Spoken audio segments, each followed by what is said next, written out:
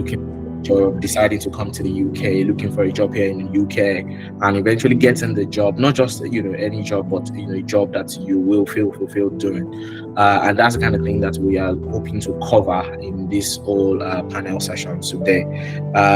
Also, okay, I think we have how many of us now? 27. Okay, the numbers are quickly piling up, which is good. Thank you. Welcome, everyone. Welcome. I'm going to wait another 2 minutes, shut up for like 2 minutes. And then afterwards, we will start with introductions across board, which is, me introducing myself, introducing our panelists. And of course, I think I've done one for my lovely wife as well. So these are the things we're going to do. So take it away, babe. That made it in Inc. magazine as one of the world's most beautiful workplaces. Another crazy thing was having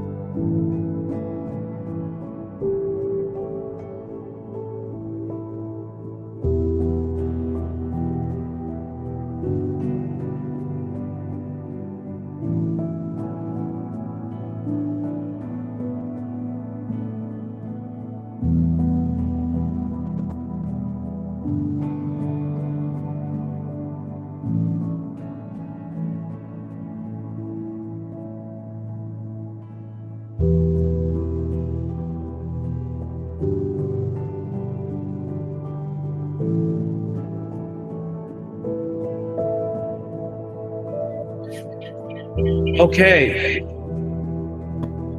Thank you. Thank you, babe.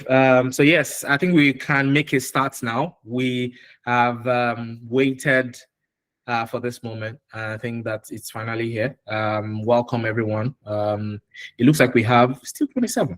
Some people dropped off. Hopefully they're able to come back on board. Yes, so let me start with the introductions. My name is Helen Oluyemi. I am a senior product designer working with the NatWest Group. But before then, my previous life, I was a founder, built an education technology startup called Pass.ng with a bunch of my friends. And that is where I honed my design skills. And of course, management and all the things that come with being a founder. And 3 years ago, I made the decision to move to the UK with my family. My lovely wife, she, while I went the product design way, she of course continued a career in cybersecurity, which is really good. In that 3 years, I have been privileged to work in 3 companies. Somebody will look at me and say, why is this guy changing jobs all over? But yeah, I've been privileged to work in like 3 companies. One is Babylon Health, which was arguably the biggest health tech company in the UK, maybe in Europe at the time. Well, theirs is a story of like grace to grass now, but yeah, it was a very good first job in the UK for me. I moved shortly after that to a company called ClexCore. It's about making sense of credit and helping people access the best of credits in the UK. Which helped me to really understand, like, the credit landscape in the UK and so on. I did some exciting work there. And today I work with the NatWest Group, which, well, is like a whole banking group that's got like a bunch of other companies under it. And so far, so good. It's like my 3rd month, going to the 3rd month there now. And I'm loving it so far. But in all of this, I have one thing I have seen is that what you would also agree with me in all of this is that I must have really gone through quite a lot of interviews in the UK, and yeah, and I've had my fair share of this.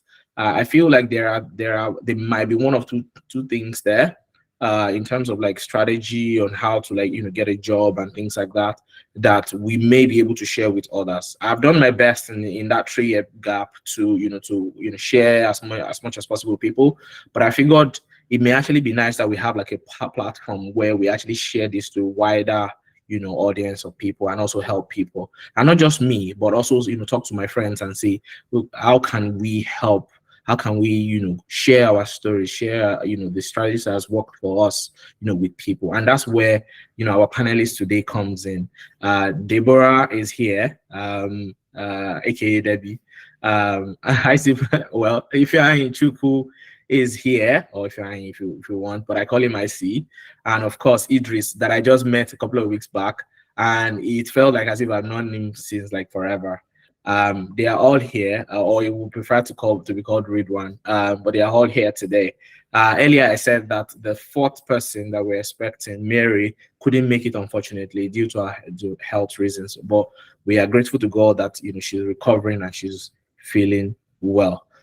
So I will make a start with our panelists. So guys, help me welcome Deborah Dada to the virtual podium, where she's gonna be part of the they say ladies first, so I'm bringing her up. Deborah Dada. I will say something really. Oh, David has got something for me. David, do you have a question? Okay, no, that's a mistake. All right, let's move on. Okay, so Debbie is up in the podium, and the way to be up in the podium is to probably put on your video. Is that something you're able to do? Okay.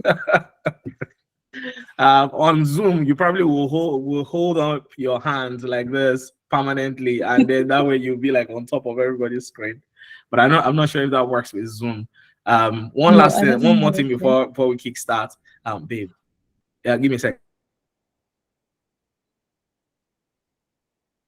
All right, cool. Yes. So welcome. Let me give you a little bit of background. Debbie and I met a couple of months back, maybe almost 6 months now.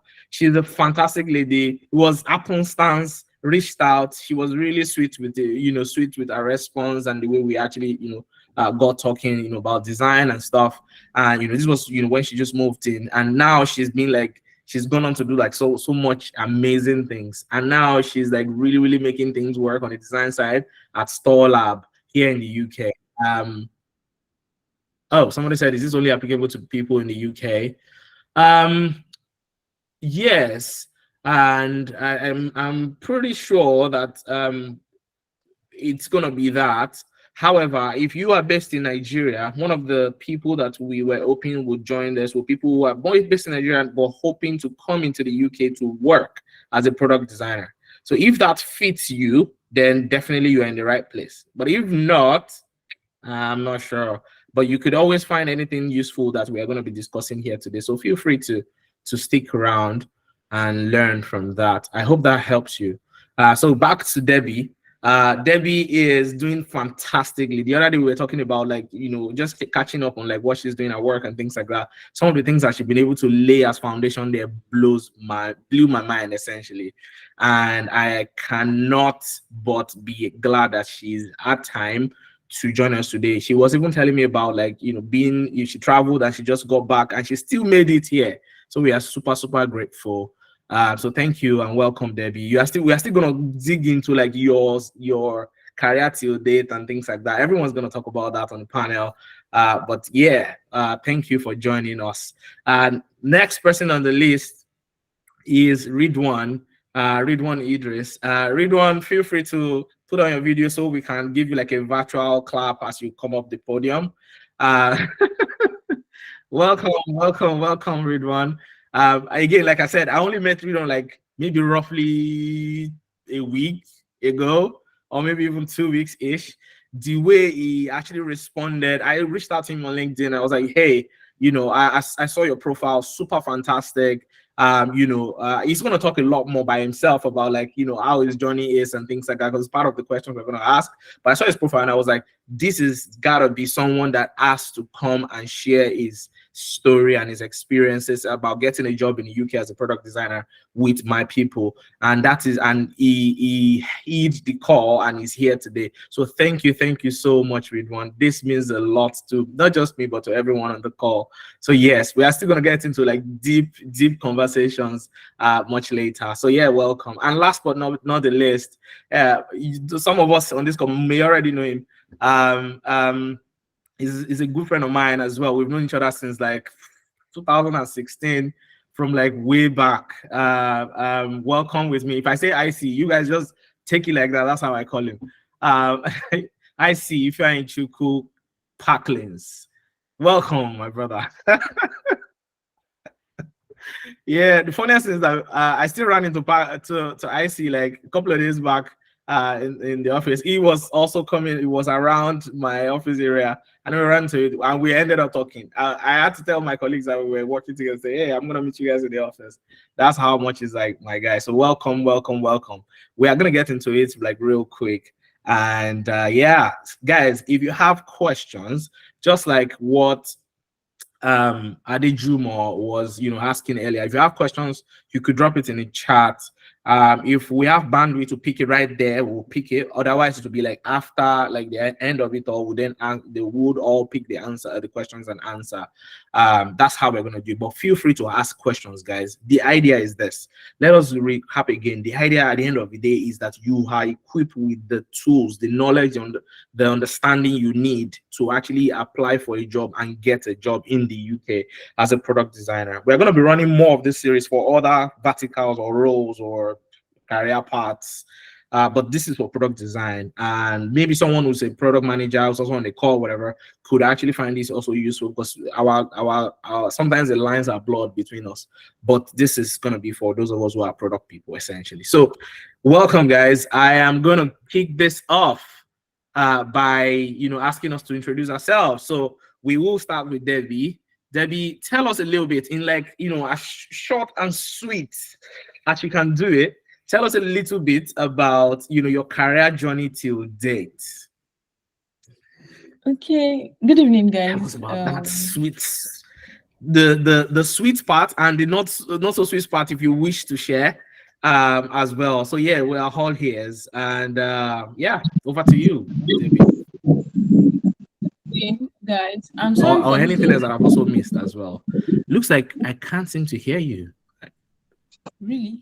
Sorry, can anybody hear me? Oh, you are not on mute, but I can't hear you. Can anyone hear her?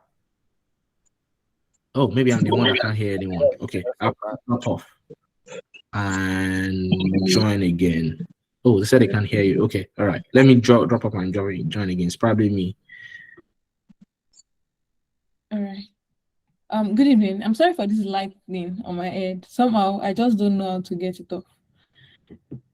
So my name is Deborah, and I am a product designer. What else was interesting? I think I relocated to UK in January on global talent visa, and since I relocated, I did not get a job until August. So that was about 8 months. It's nothing fun, but it was one of the very determining moments of my life that made me reconsider a lot of things as regards design and positioning myself. I think we'll like deep dive into more of that conversation this evening. And I've been designing since say I think 2018, 2019-ish actively. And like everybody, most people have mainly worked around fintech products in Nigeria. But coming here, it's more of e-commerce and B2B, which has been like more interesting.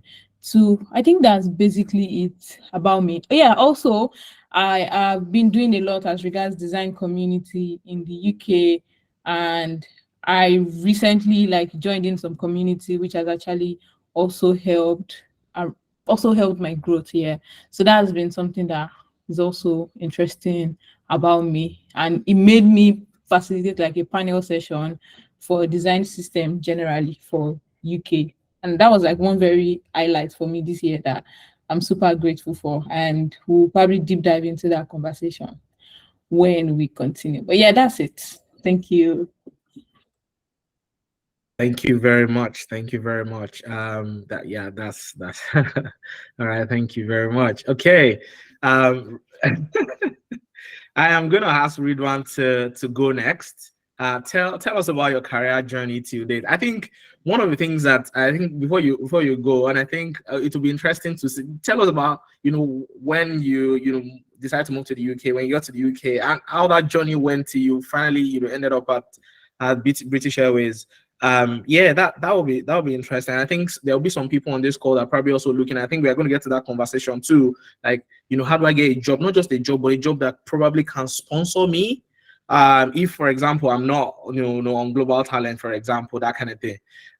So yeah, over to you, Ridwan.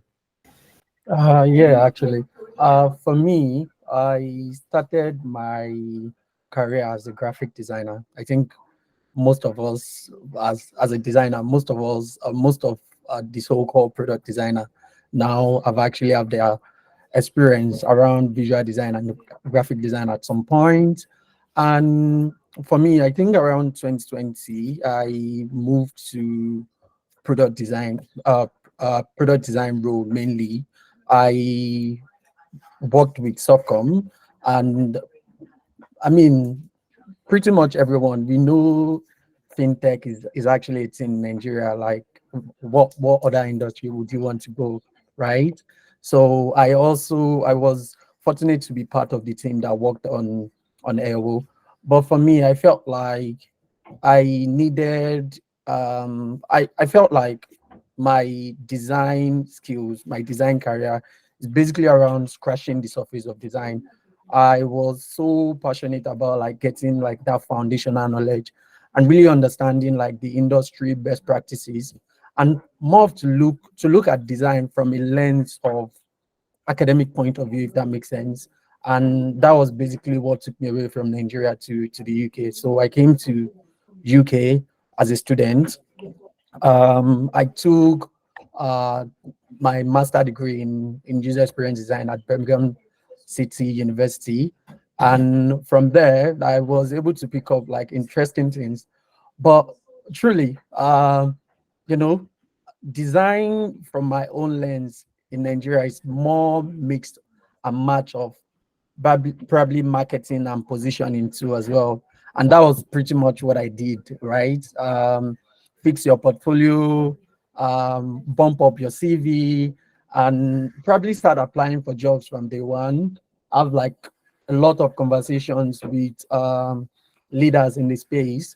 I've been to a couple of job fair communities and all that stuff like that, and speaking to industry leaders in design in general till I think August 2020, that would be 2022, I guess, that I got British Airways. But before that too as well, there've been like a lot of failure, to be honest. Not really failure, I would call it learning to be fair. I mean, coupled with the fact that you need to be sponsored, and also the fact that probably not doing like proper assessment of your own skills and proper positioning too as well.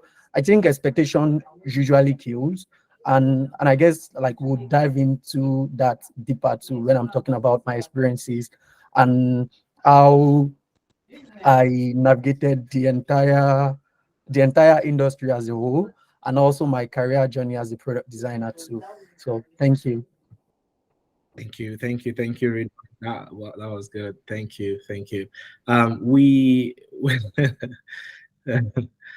thanks for everyone for using those emojis and encouraging every of our speakers. Thank you.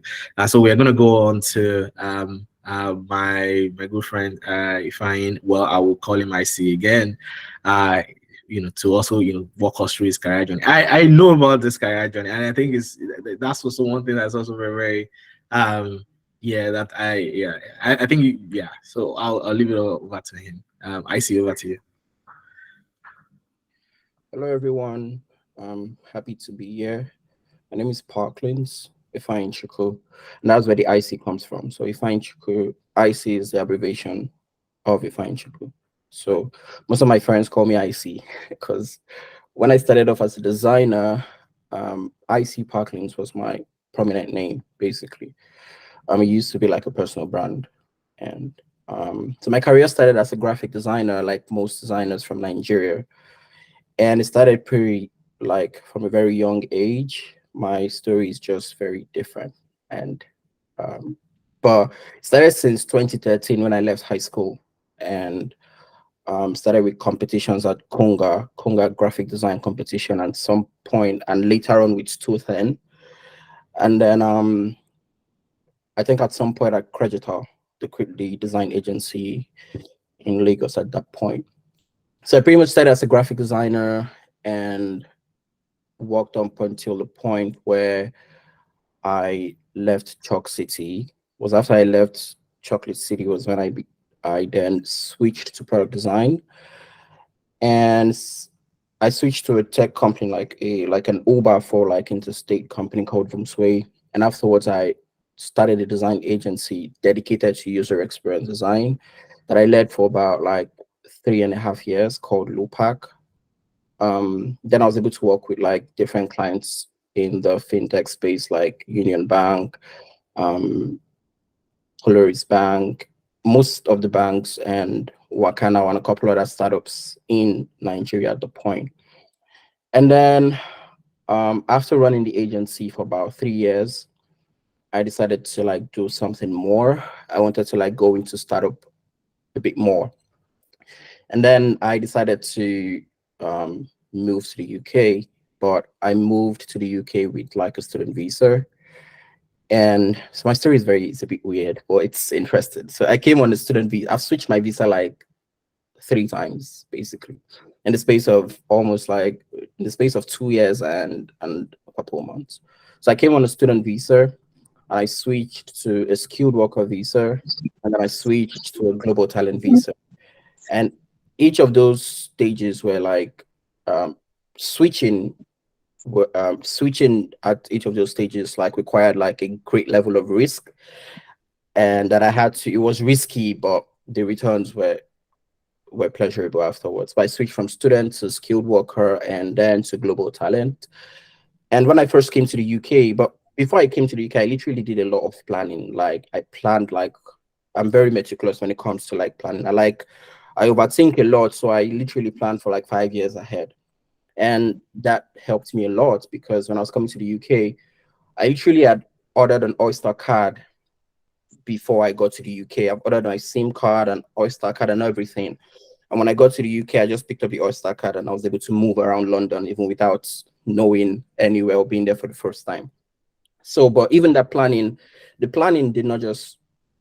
upfront planning did not revolve around just how to live in the UK and London, but it also covered work. So I started, before I got to the UK, I switched my location on LinkedIn to reflect London, and I began to job search 3 months before I got to the UK.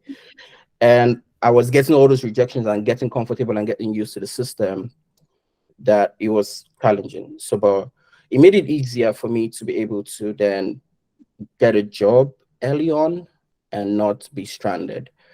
But yeah, after then, my journey has been interesting, because when I joined in the UK, there were some challenges to getting UK-based companies when in your CV you've only had like Nigerians, and most of those companies are not like globally recognized, that if they just search on Google and just see Nigerian address, that they would acknowledge that you actually did good work in that place. So I was able to like uncover lots of things that I learned from trial and error that positions you best to get the most of the opportunities here in the UK. And that helped me to get my first job in the UK and move from there to joining. When I got the first job, it became easier to get other jobs, because then I had like a credible UK company that I've worked for, and I leveraged that to apply for all the roles. And there are a lot of things that I learned along the way that I'm happy to share in this call when we go into it. So I worked for DataCamp as senior product designer, and then I moved to Hugo and Cart, where I now specialized in UX. Initially, I started as a product designer, but there's something I learned in this UK and how they like specialty. Even if you say you're a product designer, they'll ask you, okay, in product design, which do you do most? Which do you prefer? Do you prefer, are you 50%, are you 60% UX and 40% UI? You have to pick. Even if you're a product designer, there's still that kind of decision you have to make. And so I decided to specialize in UX. And when I started applying for roles, I only applied for roles that is like senior UX designer or lead UX designer. So I've worked with like DataCamp, Hugo and Cart, and in Mobi. And I'll go into like more details for how I was able to like make the leap from one, two, and the rest of them as we go over in the call. Thank you. Thank you. Thank you. Thank you. All right. Okay. Someone asking, do you want to ask a question? Okay, no. All right, let's go on to it. Thank you to all our panelists for that amazing introduction into, we got a tiny window into, you know, their career journey so far, and thank you all for helping us with that. And I think if there's anything that's, you know, that's jumped out is the fact that one thing that's common around, you know, what the three of them have said is the fact that there's a way you have to strategically position yourself, you know, and we are going to get deep into that. So the next question I want to ask, and I think, you know, we'll get to the point where I start, you know, calling out names, but this one is probably going to be, you know, for the three of you guys. But please, we are going to be like, you know, very about time, maybe like maximum of by like, you know, 5 minutes each, right? So let's go into it. What would be like the biggest challenge that you faced when you first, you know, tried to secure a product design role in the UK? Or, you know, they can be challenges, not just one. And how did you overcome them essentially? You know, let's go the other way around this time. So Parklins, you will go first, and then, you know, Ridwan, and then back to Debbie. All right. What would you say are the biggest challenges you faced when you started, you know, looking and things like that? And how did you, you know, devise? What are the ways you devised around to get around it, essentially? So yeah. Okay. I'll respond to this with regards to like with focus on how to get like the challenge with getting your first design role, because once you've gotten that one, you become used to the system, and then you can easily like go up the ladder from there. So for me, the major challenge was that it was very difficult. Okay, difficult is general. So the primary challenge is it was difficult to get them to believe that I have this experience, even though my portfolio is solid and is amazing, but it was difficult to get into the room. Like the primary thing was to get an interview, but it was difficult to get into that conversation. But even after you've got, like, I find that it was I wasn't even able to get interviews. I was just getting rejection emails. And so I redid my CV and made it very simple. And I spent a lot of time redoing the CV, but that still didn't work, because I found that from my experience, I found that it wasn't just a CV. Like, they couldn't trust. Imagine they have portfolios from people who have like UK recognized companies, and I noticed that as I'm applying, like other people that are citizens here that don't even require sponsorship or other things, are applying with say Google or Meta in their portfolio, or Amazon or anything like that. And it was difficult to prove that I'm a senior product designer, I have this experience, just get me in an interview. And that was the primary challenge. But what I tried to do was, what I tried to do was very difficult for me, because I already came from a senior level as a product designer into the UK, and it was like a slam dunk to be told to not even get the audience to pursue my case. So what I did was to isolate myself from the pool or the market of a lot of people like pushing to get the roles. What I did was I realized that it was going to be very difficult for me to get the senior role ASAP. So what I did was I decided to look for internships, right? And what I found was that with internships, you have little to very zero expectations of you from the company, and you have there's little the expectations of you is lower, and the process it takes for you to secure it is shorter. Typically, if you want to go for a senior product designer role, you have to go for like 3-stage process for an interview. But for internship, it's usually like 1 or 2, and it's easier to get into the room. So what I did was I looked for internships in product design and got myself in the room for those internships, because it was very easy. I had just one interview as I hoped, and they just gave me a design task, and I did the design task and I got the role. And then the head of design then said, I don't think you're an intern, you this person. You just came to Bobo us. We don't think that you are an intern, but this is like the best application that we've seen. So we want you on board. And after like 2 weeks of working, he came back and said, I don't think you're an intern. We're going to offer you a full-time role instead. Or we'd rather just pay you an actual full-time role because you're doing more work than we're expecting. But that's going to change. Like your salary is going to then change after this month is gone. And so my job at DataCamp started as an internship. And after a month, it moved to now become a senior product designer role that lasted for like 6 months instead. But that got me into the door because I just couldn't take it with all of those many rejections. But what I found was there was little expectations of me. So any little thing that I did was just like a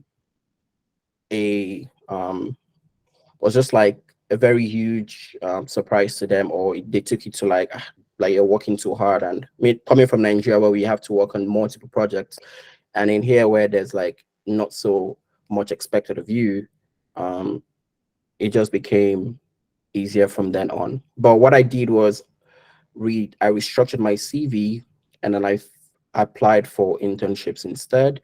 And I also found design agencies to apply directly to, instead of applying in the pool of LinkedIn and joining all those pool of 170 people who applied through LinkedIn and being able to get into an interview. Thank you. All right, thank you very much. Thank you. There's anything there? I think that's the question that we want to ask, that I will be asking the three of you around, deciding whether you would, go for a level lower just so you enter into the system, that kind of thing, and how you would, and what you would advise, designers on this call around that kind of thing. I think IC has already started, chipping away at that, but we're going to go deeper into that when the time comes. Ridwan, over to you. The question, just so I can recap, is like, what are the challenges you faced while looking for that job in the UK, and how did you find your way around it essentially? 5 minutes, so go quickly. So we'll have like lots of questions, and I'm sure members of the audience also want to ask questions as well. So yeah, over to you, Ridwan. For me, my experience is actually different. I started product design, like core product design, or like I basically got into the field around January 2021. Actually, that was when I was transferred from Softcom to AOU as a product designer, and it was almost towards the end of that year. That was basically when I decided to move to the UK as a student too as well. But for me, I did a lot of planning, like what any typical person would do. But from my own side of things, I basically apply tactics of marketing and customer segmentation. And because of that, actually, I got a lot of interviews, but I never passed. I always get interview surge. I'm not going to lie. So what I did was I designed my portfolio from what an HR would be enticed to. I wasn't designing for design manager, basically. I look at who are those people that are going to see my portfolio first. Oh, an HR, let me slap a videos there. Let me slap animation, something interesting and enticing to pass on. And for my CV, I use resume worded, and I literally copy the resume of I think a brand director or something like that. I look at how the guy basically tailored the CV and all that stuff like that, and I did that, and it works actually. So apparently, People see me as a senior designer even when I'm not actually. So I got a lot of jobs, but and I got a lot of interview like every single time. But what I noticed was I always speak in big term. So it's a problem of you're looking for the job, you have the job, can you do the job type of thing, right? And which, to be fair, the first interview I got actually, I was actually going to settle for. I mean, I got offered like I think 30 something thousand pounds. I get to increase my salary during my interview process. So what I do is when I get a job interview and I can see the salary, I automatically feel like if these people think that I want this amount of money to invite me for an interview, when I get my next job interview, I'll call this money, and that process actually did work. But at the same time too, it does really backfire. But if I'm going to pinpoint one of my own major challenges, is basically going to be around communicating the skills in my CV, if that makes sense. Um, you know, and that is why I would always say expectation do kills. And even though my style and my format may probably be tricky and it may probably work for me, but I won't advise anyone to go through that, to be honest, because uh, most of my design expertise and in terms of like what I know and my confidence in my skills at the moment actually came from job interview, to be fair. um I have less than 5 years in the industry. Like I said, I started designing in 2021, and during that time too, I was schooling at the same time. I've done a lot of reading. I've garnered a lot of feedback to during interview process, and those are the knowledge I've actually used to secure my job. And some of the knowledge I still use them in my day-to-day job actually. But again, the message is when you are communicating the skills in your CV, know that you can do the job. Don't give bag of fluff, or don't um shoot for the star and not be able to keep the ground running. So that's it for me. Thank you, Ridwan. Shoot for the stars. That's what Ridwan has for us. Shoot for the stars. If there's anyone on the call that is like, oh, am I ready? Am I really ready? Oh my God. IC has been designing since 2000 and how long? We've 2014. And then I'm like, I just started designing 2021. Can I do it? Everyone is saying you can do it, and I'm sure IC is saying you can do it as well. Because IC started one day and he decided he could do it. This guy has been designing for like some of the top places in Nigeria, even when he was like way younger. And people gave him the opportunity because he believed in himself. And that's exactly the story, and of course the message that Ridwan is passing over. Debbie, over to you. What are those challenges? And of course, what are the that's my daughter. What are the challenges? And of course, how did you find ways around it essentially? Yeah, over to you, Debbie. All right. So majorly, I would say one, my relocation to the UK, of all the things in my life, was not planned, because for people that know how global talent works, it's like one of the very fastest visa routes that in 3 weeks you know that your life is about to change forever. So that was what happened. So it was just like, bam, I had an endorsement in less than 3 weeks and had the opportunity to leave Nigeria in under 1 month. And I'm just like, okay, let me just jump at this. It was going to work. So I did not plan. And that was like one very wrong decision that I made. And I think that was one of the reasons why it took me so long to actually get a job. Another thing was the fact that based on how I worked in Nigeria, I leveled so much on recommendations and referrals. I would say that in Nigeria, I never sat for an interview. Never. I did not know. I never applied for any job.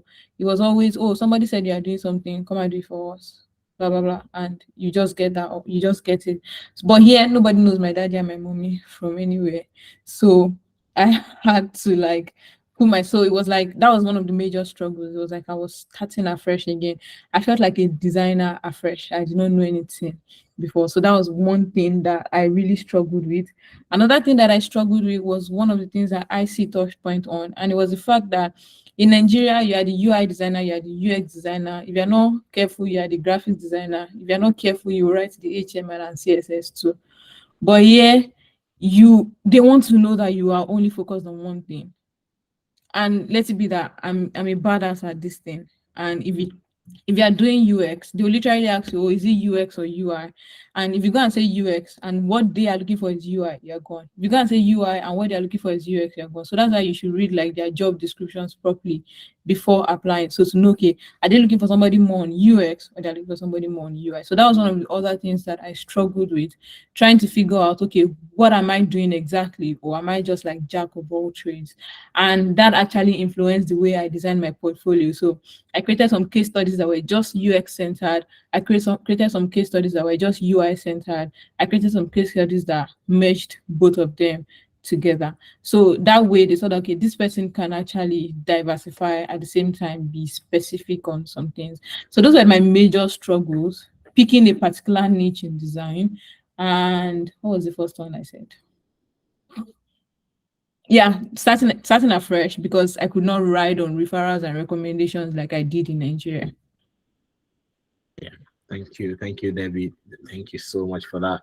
I think that if there's anything that you've also seen that they have been touching on is that specialty within a specialty. Somehow as Nigerians, we are so used to having to do so many things together, and I think it's probably one of the shock that I ran into when I got here is that, okay, I finally got the job, I'm here, and then I have a researcher, have a content, someone that writes the the copy and of course helps with the content. I have a service designer. If I need to map out anything, I can talk to them. There's a agile delivery manager, and then there's a PM, and then there's all of those people within a cross-functional team, and then you're like, okay, in Nigeria probably would have done all of this, and suddenly you don't even know where you actually fit. So that's probably one of those things we need to talk about today. Like, hey, how did you work? But I think the most important bit that we want to go into is the strategies to actually get that job, right? So my next question is around the strategies, the tools, and I think this is just think through the time you were looking for that job, and this is to our panelists. What are the things that you would recommend when it comes to putting together the right portfolio? Earlier Debbie was talking about trying to have a portfolio for like the UX centric, the UI centric, and then there's a combination of the two.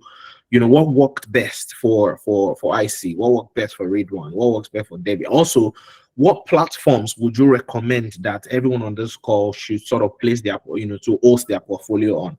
Some would say it's Figma, some would say go and pay a front-end engineer to design that very sleek animated sort of stuff for you. Some would say just put it in one PDF and send it to them. What worked for you guys? What worked? So yeah, over to you. Let me start with IC again, and then we'll go around. Over to you, IC. There were lots of things. So one of the things where when I read, for someone asked a question in the comment asking if I downgraded some experience on my CV to apply for the internship role. Yes, I did. I took out some experience. I took out like 4 years experience away from my resume and just left. I took out my agency where I ran the agency point. I took that out and I just left 2 years of experience on the CV. And speaking about CV, I created multiple CVs based on different roles. So I created a Figma page. I created my CV on Figma. So I created different pages. Page one was based on my experience. So I had one for internship, one page for internship, one for senior, and one for lead.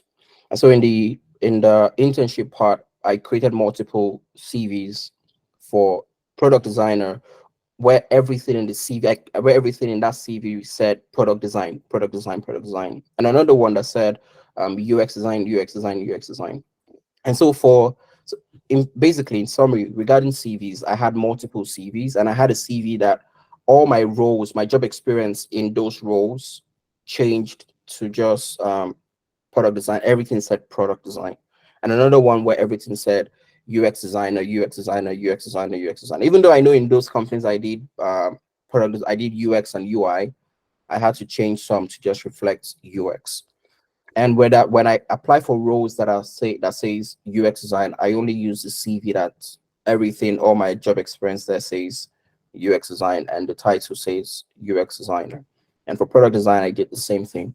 But also, so I used Figma to organize them, and then I download all the CVs as PDFs, created a folder on my laptop that says CV, and I labeled them and put everything in there. So when I have those roles, I just open and then use the right CV for the right role. Secondly, it got to do with the portfolio. So I figured that most of this HR that reaches out, right, when they want to discuss about a candidate, when they do CVs, sometimes they print those CVs out and then they discuss it in their team. So what I did was I created for some of the jobs that I've worked on, I cannot have them in a public domain portfolio. And so I created PDFs. I created a PDF portfolio where I designed all the different things. I just talked about summary, and I added links to Figma, Figma interaction. So I used one PDF. I had a PDF portfolio, and I had portfolios on Dribble. And on Dribble, I had to pay for 1 year subscription, premium subscription on Dribble, because I found that when you do that, your Dribble profile then shows as pro, and then you have more flexibility on designing that Dribble the way you want it to look. And I got some job requests from there requesting for interviews on Dribble. I got 5 interviews from Dribble when I did all those things, when I paid for a premium version of Dribble. And then I had a PDF portfolio, but I did not put in any effort to create a Notion portfolio or those kind of things. But I noticed that based on your experience, there are some things that are required in your portfolio. Now, when you do your portfolio, if you create, most designers starting out usually have generic, usually have made up case studies that they not made up, but they're not real product. They're things that they worked on in a cohort group or something like that. If you're a senior, if you have that in your portfolio, and some people have the entire case study from head to toe, talking about how they designed the product from the beginning to the UIs, to the product, to the visual designs, to everything, to the entire product, the entire mobile app, everything to the end. When you submit that as a portfolio, recruiters would feel like you've not have experience working in an agile team where you didn't have to do everything. That is a way to just tell them that you worked on this thing. You work in a team where you do almost everything. You may think that it is a flex and it would get you in, but oftentimes I find that those things in your portfolios are the things I say you should just be out of the other way. So there's some roles, especially for big companies like Meta, Amazon, Netflix, and Google. When you're applying to those companies need people who have some kind of agile experience, and the reason is because they need you to be comfortable asking for help. They need you to be comfortable communicating with your stakeholders to find out what you need. But if you've not had that before, it may pose as a struggle for you when you're in the job, when you used to work in a team of 10 and now you work in a team of 1,000 people. So roughly, I worked on my PDF. I created a PDF portfolio. And I found that when I send those things to those recruiters, it's like I'm telling them I'm not telling you to go through a link and then search separately. I'm not putting you, in case there's a network anything, I'm just sending you my portfolio directly and saving in your system. I'm able to see the PDF, and I found that more effective when I did that. But yeah, those are the 2 things that I did. I updated my CV. I had multiple versions of it. For UK personnel, I changed my locations on LinkedIn and I paid for a premium version on Dribble. I saw it as an investment, and I paid for a premium version of LinkedIn as well. It was a bit expensive, but it was something that I did, and it helped me to be a bit more comfortable with certain things. Thank you, Barclays. So yes, to recap, there's also a bit of like investing in yourself in that time. I remember when I was, coming in, I've always been like using Figma and stuff, but when I came to the UK in 2020, I remember I checked that there's a lot of companies were still migrating from what they call it, the other Figma, the one that only had a Mac app at the time. What's his name again? Sketch, exactly. They were still migrating from Sketch to Figma, and so there's still quite a lot of companies who still had Sketch as part of the things. So you have to be really versed at Sketch, part of the things that was in their JD. So at that point, I had to, try to get some money to, to subscribe to Sketch for, I think it's like £99 or something at the time. I started to buy that just so I can, walk, just play around with Sketch, make sure that I'm actually really good at it. Of course, we know that all those design tools are just tools, essentially. Almost all of the things you can do in Figma, you can do, vice versa, and so on. So yeah, I have to just, learn that just so I can be ready. Someone says, can you use Sketch? And I'm like, yeah. Of course, they probably won't ask those questions in the interview, but you really cannot tell. You just need to put your best foot forward. Yes, Ridwan, over to you. What strategies when it comes to like, portfolio, CV, what worked for you? And of course, what platform would you advise, or which platform did you use to host, those CVs, those, portfolios, and what strategy do you use to, send them out to those recruiters and, hiring managers? Yeah, over to you. Yeah, for me, I mean, I did literally what all the things that I see as actually mentioned, but the lens I usually look at things like this is in terms of positioning. Like, how do you want to be perceived? Are you looking for a job, or you want businesses to come to you? Like, if you are thinking of it from a lens of, oh, I'm a freelancer and all that stuff like that, you probably want to build trust, and you want to make sure that, oh, like the person that is coming to meet you for a job is not seeing you as a cheap person, stuff like that. And that could probably influence like the decision you make, how you present your portfolio. Want to position as a freelancer, I would say use a website actually, because if you think about it, who are you trying to reach out to? Businesses, and most businesses probably, not all businesses that really do, not all of them that understand design. Some of them, like the things that they are mostly attracted to may probably be the final output of your product too as well. Like, those are the things you want to consider. But if you are looking for a job and if you're looking to build a career, I mean, like, you can always go for the free version. Nobody's expecting you to spend a lot of money or to break your bank because you want to host your portfolio. My portfolio is on Figma because I'm looking for job. I'm not looking for clients, and which is fine actually, because I've been able to basically give them what they want and what they want to see. And in terms of strategy too, like I mentioned, I think it's just a fair balance of both. For me, I do consider like who my audience are. To start with, like I mentioned, depends on how big your company is. How big the company you are trying to apply to job is will determine who would see your portfolio first. It may probably be the HR. It may probably be the hiring manager too as well. So the question is, how do you attract HR and then keep hiring manager? Like a fair balance between both. If HR see my portfolio, you want them to take it to the hiring manager, and if the hiring manager scan through the content of my portfolio too, I want them to stay. Like, those are the things I would actually consider. In terms of approach towards CV, I think people do make reference of 8 years. I want to believe it exists. I guess I've never seen one, but I just want to believe it exists. So again, it's just striking balance. For me, I consider how to make sure my CV pass ATS recommendations or pass ATS requirements. And I also consider does it make sense for people to read? Am I using vanity metrics? Am I using data and results that I can truly back up? Like those are the things I would also consider.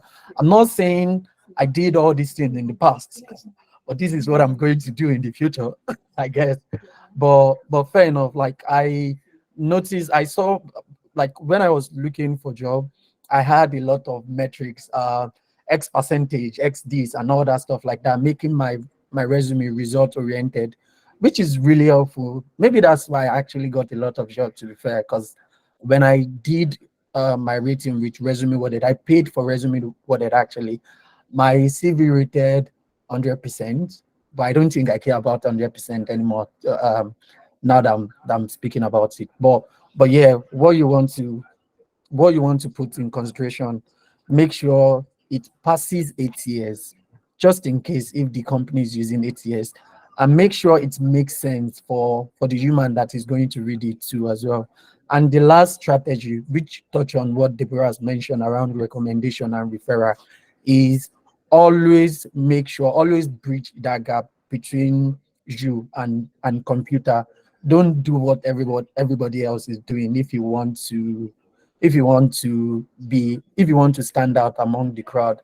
What I do, what I genuinely do after my after applying for the job is I look for the hiring manager. I look for who is hiring.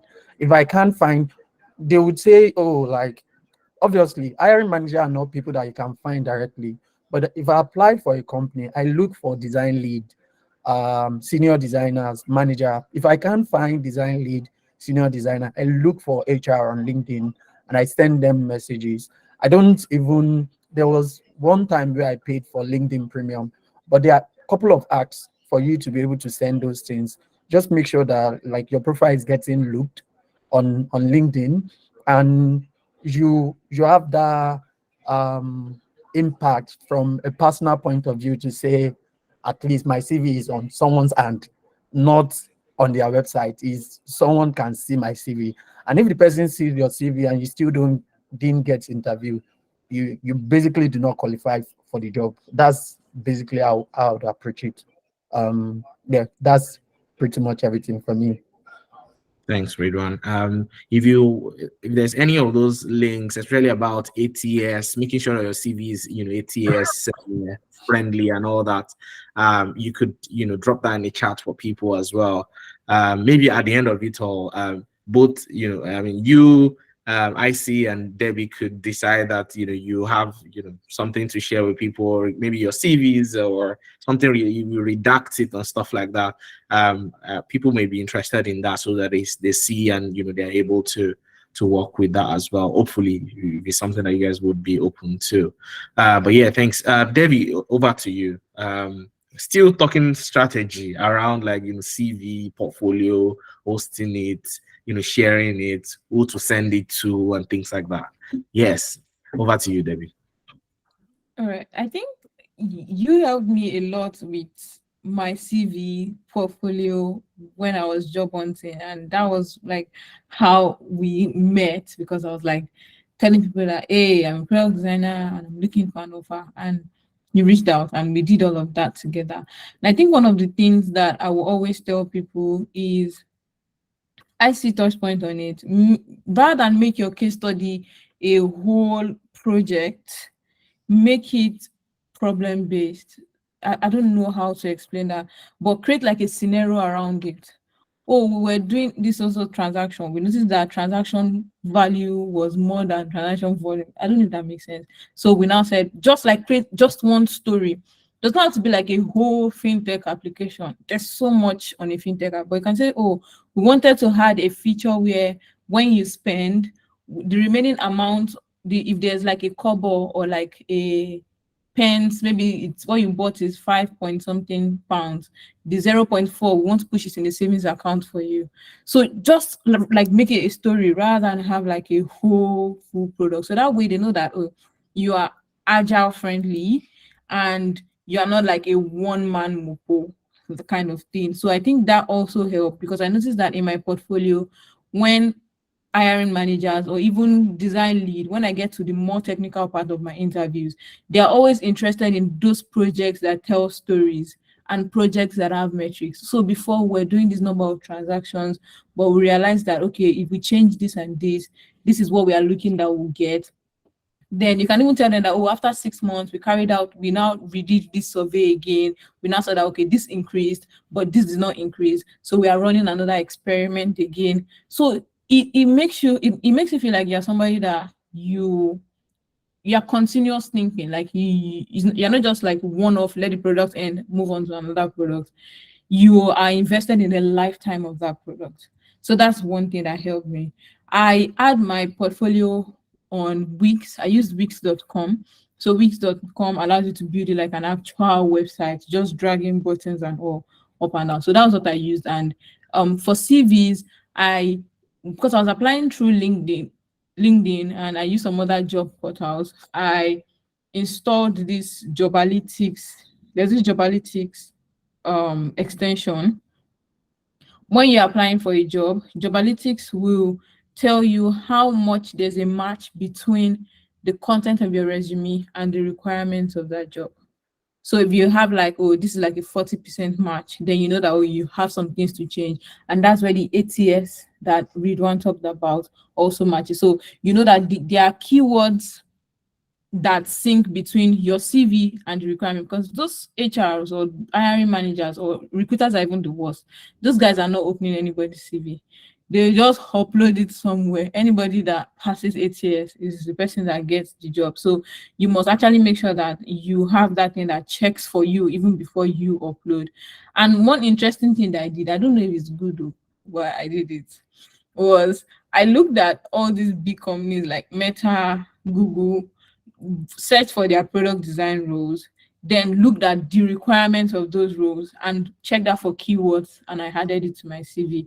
Because I noticed that most companies as well, they also look at those guys to fetch out some kind of requirements for the roles. So I look at those guys as well to use keywords. So I will still have to like adjust some things to make it make sense so that it doesn't look like you're copying and pasting. But most of those keywords are from those big guys. And funny enough, they all have like very similar requirements for job roles that are on the same cadre.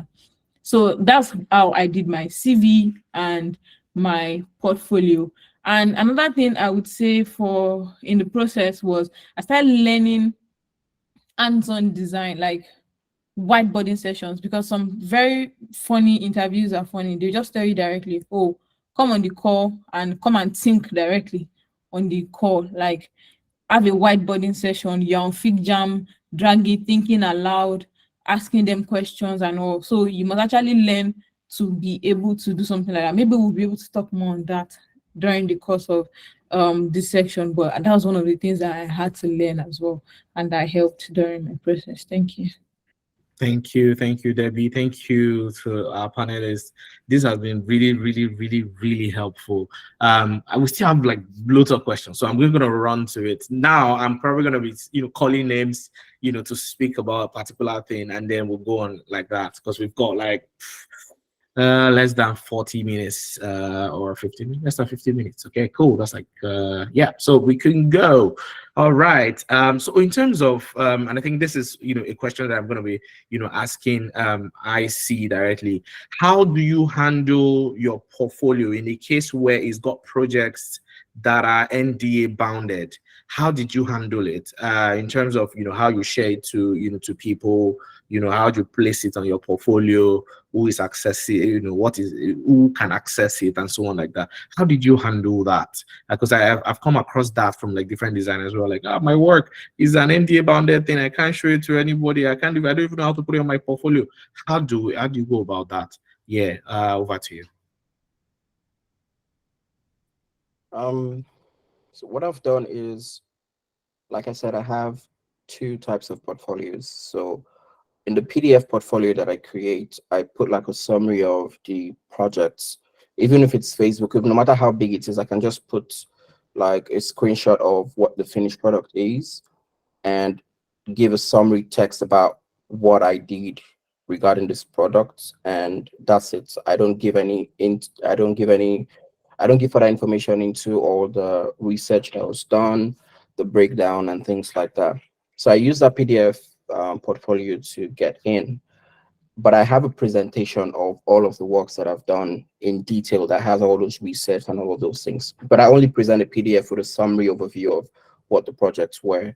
So once I got into interviews, so usually they ask, oh, can you give us breakdown of this your portfolio? And I tell them I can only show it to them in a presentation. So when we have a presentation for like this portfolio review, was why I then take them through my portfolio as a presentation, and then I can explain to them, I can go into those details because it's not recorded, and I won't break my non-disclosure in that process because I'm controlling the environment. But there are some that would require or insist that, oh, okay, it's fine, but we need to see some kind of case study before we can hop onto a presentation. So what I did is I use a website called because most of the portfolios that require me to write case studies are more UX focused. And so I used there's a link, there's a tool, I'll share it to the group. It's called UX Folio. And the only reason I use it is because it allows me to have password protected case studies. So I can create my case study on it, and I can create a password for it. And so when I share the case study, I share it with the password. And so only the recruiters can access the case study with the password. And then I can, after that, if I don't get the job, or if I do get the job and move on, I change the password to it and they don't have access to it. So I'm going to share on the group what it's called. It's called uxfol.io. So, but it's UX Folio, basically like UX portfolio. I think the paid version allows you to add password to it. But that's what I've been able to, that's how I was able to do this. I think alternatively, you can use Figma to I think now the paid version of Figma allows you to add password to prototypes. But I don't think there's a free way of getting around it, except you invite them into Figma, and it's always a long thing. But I don't see a free way of bypassing it. It's just finding any tool that allows you to put passwords in those case studies. Alternatively, you can create a Figma link, or your Figma portfolio, you can make the link visible to like the public and share it to that particular recruiter. And after that process, you can now change, you need to be conscious to then change the visibility for that particular portfolio to change from everybody can view to only people invited to view. But that's how I've been able to like get it done. I send a PDF portfolio with summary, and I only touch base, show them all the details in the presentation. Right. All right. Thank you. I think that really is helpful. Debbie, before I then come to Ridwan, Debbie, you mentioned something earlier around, showing like the end-to-end of a whole product that you worked on. As Nigerian designers, we are badass. We probably work on end-to-end. It's probably one designer at the early stage of Flutterwave, probably just one designer that worked on everything end-to-end, or how we do it in Nigeria, like it's one guy, and the guy is badass, he's having red eye because he's not slept for 3 days, that kind of thing. How do you go from that, a portfolio that is filled with those end-to-end projects, especially those side gigs that someone just called you up and is like, hey, they said you are the baddest designer ever. I am building this startup. Where you come and help me design? You would do the end-to-end. You have like 500 screens essentially. How do you go from there to to bringing it down to like just a portion of that product that shows that you collaborated with people and things, even though really that you are trying to position yourself and market yourself properly the way Ridwan said it. How did you go from how can a designer go from that end-to-end work into something that shows that, oh, I collaborated with others, it's just a portion of the product and I went deep into it, I understand it, that kind of thing? How can they do it essentially? Okay, I mean, I think for me, I had to put myself in that scenario because, like you said, I'm always a one-man designer. I've always been like a one-man designer. So I needed to like reach out to other people that already were working for big companies, Fortune 500 companies, and ask them, oh, how do you collaborate with other people? How do you like break down stuff into smaller scenarios, smaller scenarios to write case studies on them. And I think friends actually helped me, and they would say, okay, just create like a story. Another thing that helped me was when I started interviewing, I was getting a lot of design tags. So those design tags actually stated, like those design tags were things that will tell you, they won't give you like go and build a whole fintech application the way you just have very vague design brief from Nigerian companies. It was more relatable that, oh, a businessman wants to do this. I remember one design task I did was just basically figuring out email login, Google login, and Facebook login. I think I shared that with you. Which one of the three should a soccer fan use when they are trying to sign up for a soccer community website? Imagine something that simple that is just like 3 buttons arranged on the same page for on a flow. It's just one screen. In short, it's just one screen, but the user flow is long. So because you need to figure out, okay, a soccer person, who is a soccer fan? They are mostly people over like maybe 40 years of age. Most of them cannot remember their Facebook password. I attend them to log in with Facebook. So you need to, so that way there's so much that goes into it beyond just thinking of the entire soccer website, which is not even part of the scope of what they're telling you to do. So taking a lot of design tasks helped me. So at the end of the day, when I get rejection from those companies, those projects I did for them add up to the portfolio that I am working on. Those things then make sense. I remember I interviewed with Imobi as well, got to the final stage. I'm telling IC this because I'm in his DM on Twitter and he didn't answer me. I got an offer and they took it back because they said that they were moving the role to another country and they pay me. But so that was it on that. But I know that all of those companies, the tax I was given, added up to those little chunk stories that I had on my portfolio that eventually gave me my job that I am doing today. So that's one way to do it. Another way to do it is, like I said, reach out to people that are already working in these companies that actively collaborate with product managers, UX researchers, like content writers. By the time you see all these people, you'll not be asking yourself that, okay, what's now my own job? Gone. Because all these people have already they're already doing things that I would naturally always be doing. So it will help you now figure out exactly what your role is and how to do it. So those are the major things that I think helped me move from having very bulky projects in my portfolio to being more story centered in my portfolio.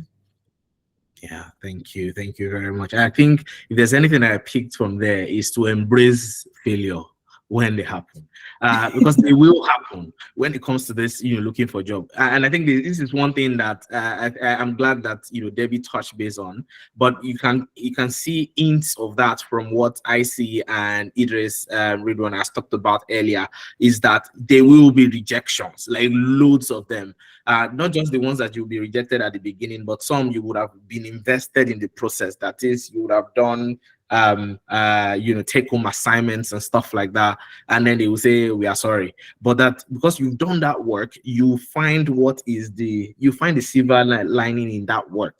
If there's anything that I always tell people is the fact that these rejections are going to come, but you take what you can learn from them, see it as a learning process, because every single time you go on, you try another one after the failure of the first one, the next one, you get better and better. You realize that at some point you probably don't need to practice before you go into those interview sessions. You just get better at it, and at some point you will have packed like years of experience into those into like a few months of interviewing, to be honest. And that's what happens. And I think I also want to point out one thing that Ridwan said earlier, which was that he literally learned a lot of things through that interview process, and then I'll allow him to actually say some things about that. But the next question I wanted to ask is to Ridwan, which is around take-home assignments, and I think Debbie has touched on that. In the case where you now have 3, 4, 5 jobs in flight, that is, maybe you are like second stage, third stage is there, where they are now saying, take this is like a task that you should go and do, and then you submit it between this time and that, whatever, and then there's like all of them are to be turned in maybe within days of each other. How do you go about managing all of this things? Should you turn some of them down? Should you do them together? In your own experience, how did you manage all of these things? Did you even maybe decide that any job that says you go and do tasks you are not doing? How did you handle it? Yeah, over to you, Ridwan. So for me, I would start with I have never really maybe once. I've only had one situation where I had to manage where I had to turn in two tax to different company at once. But if I'm going to do that now, it's just basically it's going to be around like game of chances, to be honest. It's not obviously your work do speak for you too as well, but there are a lot of variables when it comes to hiring someone beyond your skills too. So it's always going to be game of chance. So if I'm ever in that situation, I would invest in one and then try my best in others. But how do I approach it? That's basically the main thing. One thing that I would want to share, and I'm very sure Imole and literally everyone on the call would agree with me, is that our profession is a profession of knowing. It's not a profession of guessing. It's not a profession where you make an assumption. And when you know, it gives you more confidence to be able to communicate clearly and to be able to talk with facts, with principles, with best practices, with general knowledge and all that stuff like that. So if I'm going to really approach any take home assignment, I think the best thing to do is to read about the industry, read about best practices in the industry, and read about best practices around like UX principle that you want to apply in that your take home assignment too as well. Like what it does is it helps you deliver quicker and faster and accelerate your flow. I mean, the two major source of knowledge that we use or source of truth that we use to inform our designs are either secondary or primary. The one you conducted yourself or the one that been conducted either within your company or outside the industry. So I would say go on Google. They ask you to design something around sports. What is the general knowledge within that industry? Go on Google. You are designing XYZ flow and all that stuff like that. What is the best practices for designing button? What is the best practices for designing XYZ? What is the UX flow and UX principle that does this thing? And even though it may probably be overwhelming, but mind you, that 6 hours of research and opportunity to learn that you created for yourself would actually accelerate your work faster. So when you go back and present your work, you won't be presenting based on fluff. There won't be a situation where you would say, I think, or I assume, or something like that. You would communicate with facts and you would be more confident. Because I think generally, yeah, when I want to talk about hiring an interview, what the only thing that kind of really put us in a situation where we feel like we basically have to prepare is because we don't know the questions that they would answer, and we don't know how we'll be evaluated. So think about it in this way: if you know what you'll be asked, and if you know what you are being evaluated for, and you know the answer, your confidence level would improve. And I think that's basically how I would approach things like take home assignment and all that stuff like that. And also maybe piggybacking on what Debbie mentioned around reading job description. Know exactly what they want to evaluate you for. Know exactly like the things that they are looking for. How do you now build that trust that I can do this job if you give me the job with with your take home tax?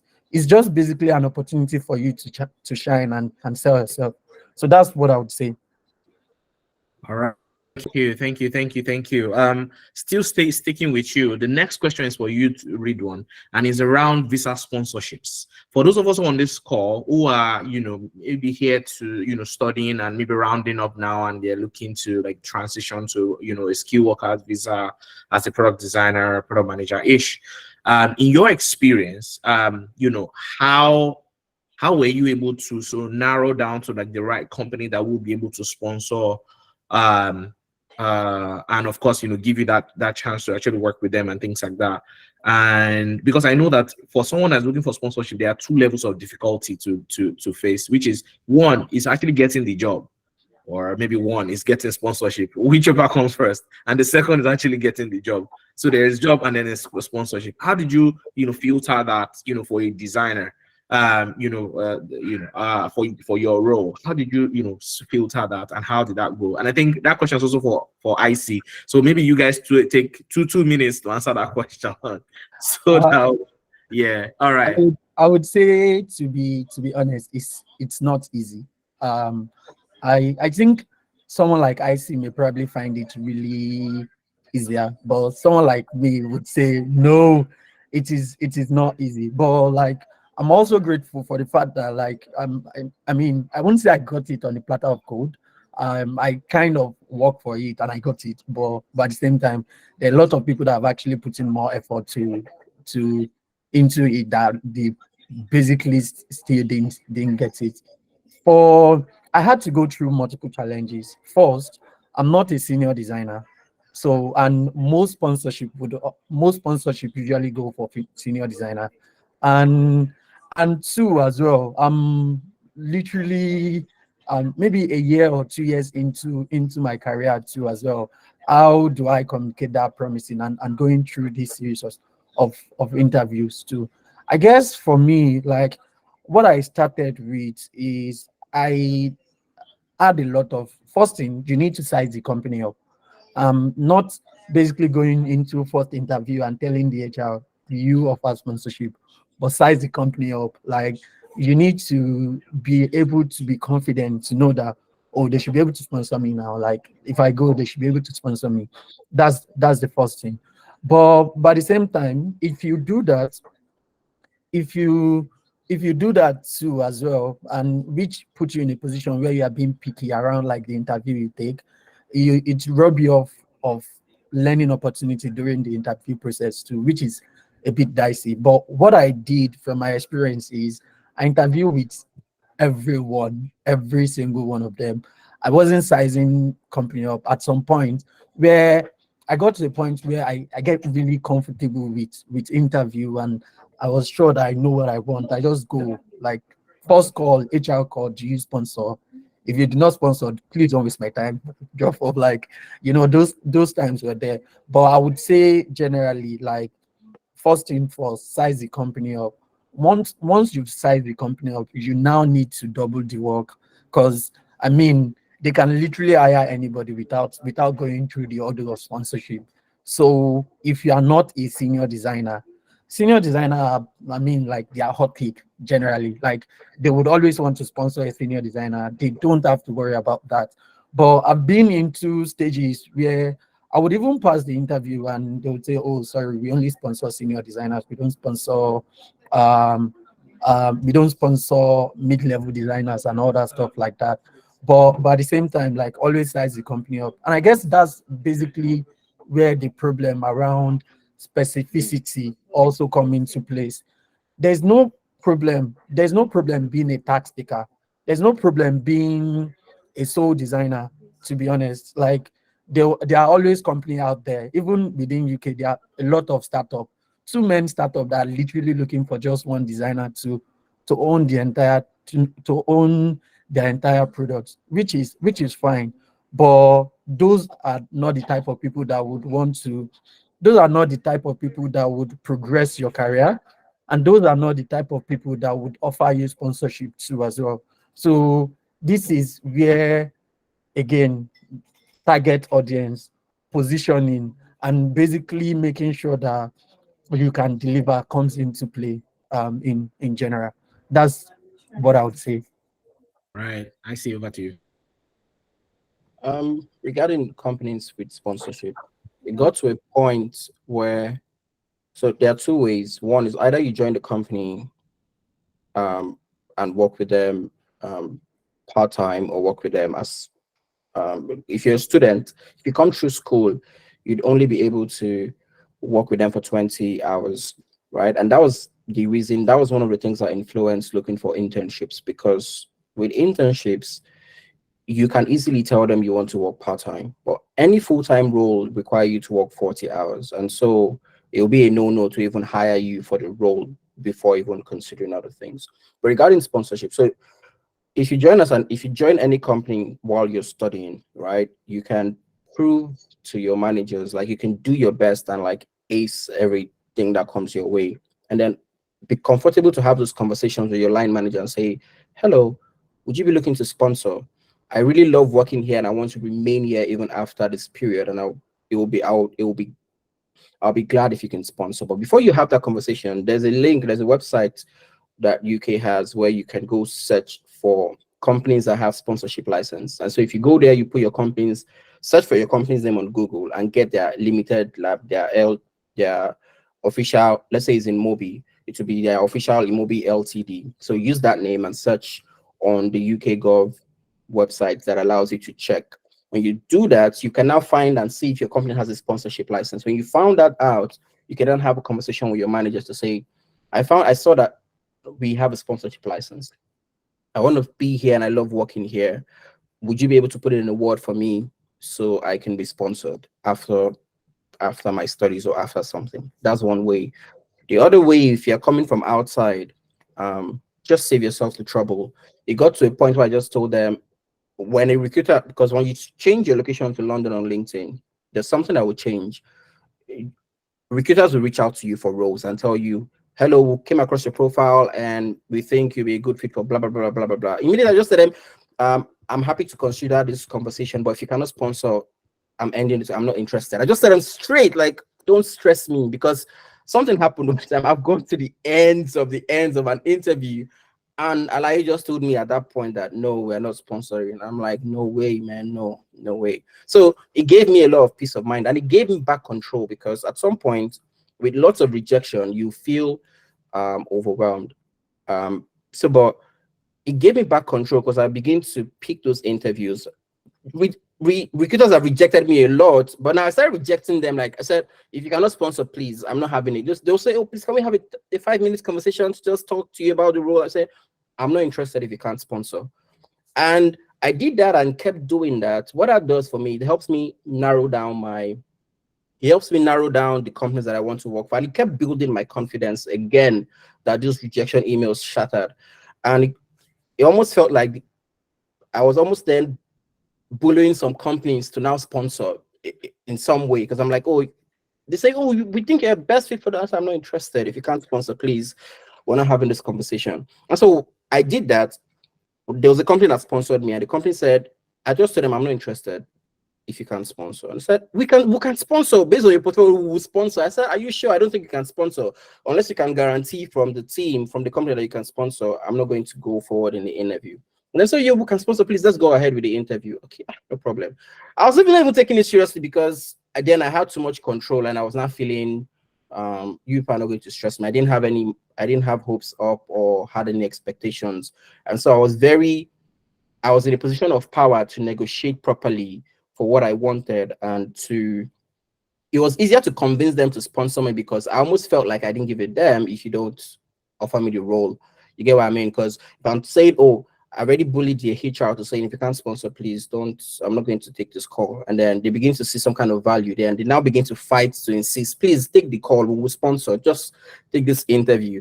In fact, they gave me a design tax, and I said, I wanted to consider it. And I said, please don't take it. Don't worry, don't do it based on your experience. We don't even need to do the design tax. Let's just move ahead to the final stage.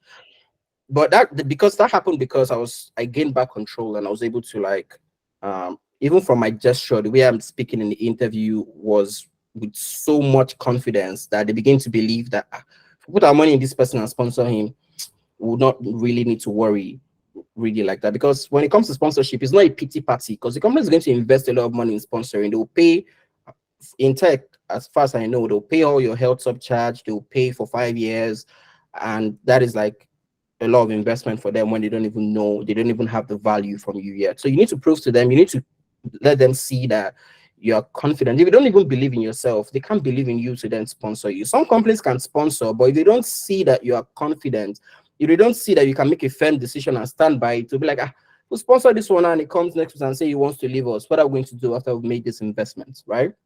So that helped me to land the sponsorship. In fact, when I got the offer from the company, I was in Nigeria. I visited Nigeria, and I was on my way back to London. I was in Heathrow Airport when the recruiter left the official channels and now started calling me on WhatsApp and messaging me with all the details, like, we need you to just jump on this. And then I accepted the offer on the phone, and I didn't even take it serious. I didn't believe I was going to get the role. And then that was what I landed it, and it was like, I'm like, so people like fights, all the camp scenes, people don't like the please consider the resume and things like that. So it saves yourselves all those trouble, right? It helps you to just cut away from, because there's something those rejections does to you emotionally and mentally. If you take a lot of them, when you won't get the job, you'll be doubting yourself if you can actually do it, right? So even what I did, even without the sponsorship, I take my time. Instead of applying for 100, I take my time, find 10, read about the job description, apply for the role, pay for LinkedIn. This LinkedIn Premium has an advantage. When you apply for a role, you can send a direct message to the recruiter, and now AI would help you automatically compose the message you should send to your recruiter to say, and you would then send them, you've applied, but you would then send them a message on LinkedIn, drop your CV in their DM, and drop your PDF portfolio in their DM, which makes the conversation a lot easier, right? So I began to apply to companies like that. When I apply, I'll look for your HR, give them my CV and give them my PDF, and in a week, I applied to only 10 companies. It took time to apply to one company, and I had more prospects that way. And so if I don't get the job, it was easier for me to track what I did not do well or why I didn't get the job for this particular company. But if I applied to 100, there's no way I would know why, and I'll start getting depressed. You get? So I apply for 10, I focus, and if I don't get it, I reach out to the HR. Why are you people not taking me? Why are you saying no? I need you. And you don't need to go into a lot of details, but tell me, do you think they will say, oh, maybe it was not the best fit, or because we did not get enough information on your CV or things like that? I always get that small insight, and I used it to improve for why. And what I found is, even though I don't get the job, most of those recruiters come back to me in the future to ask, oh, we have some roles. Do you think you'll be up for it? You get what I mean? So yeah, that's how I handle it for my part. Thank you. Thank you, Ridwan. Thank you, IC, for doing justice to that.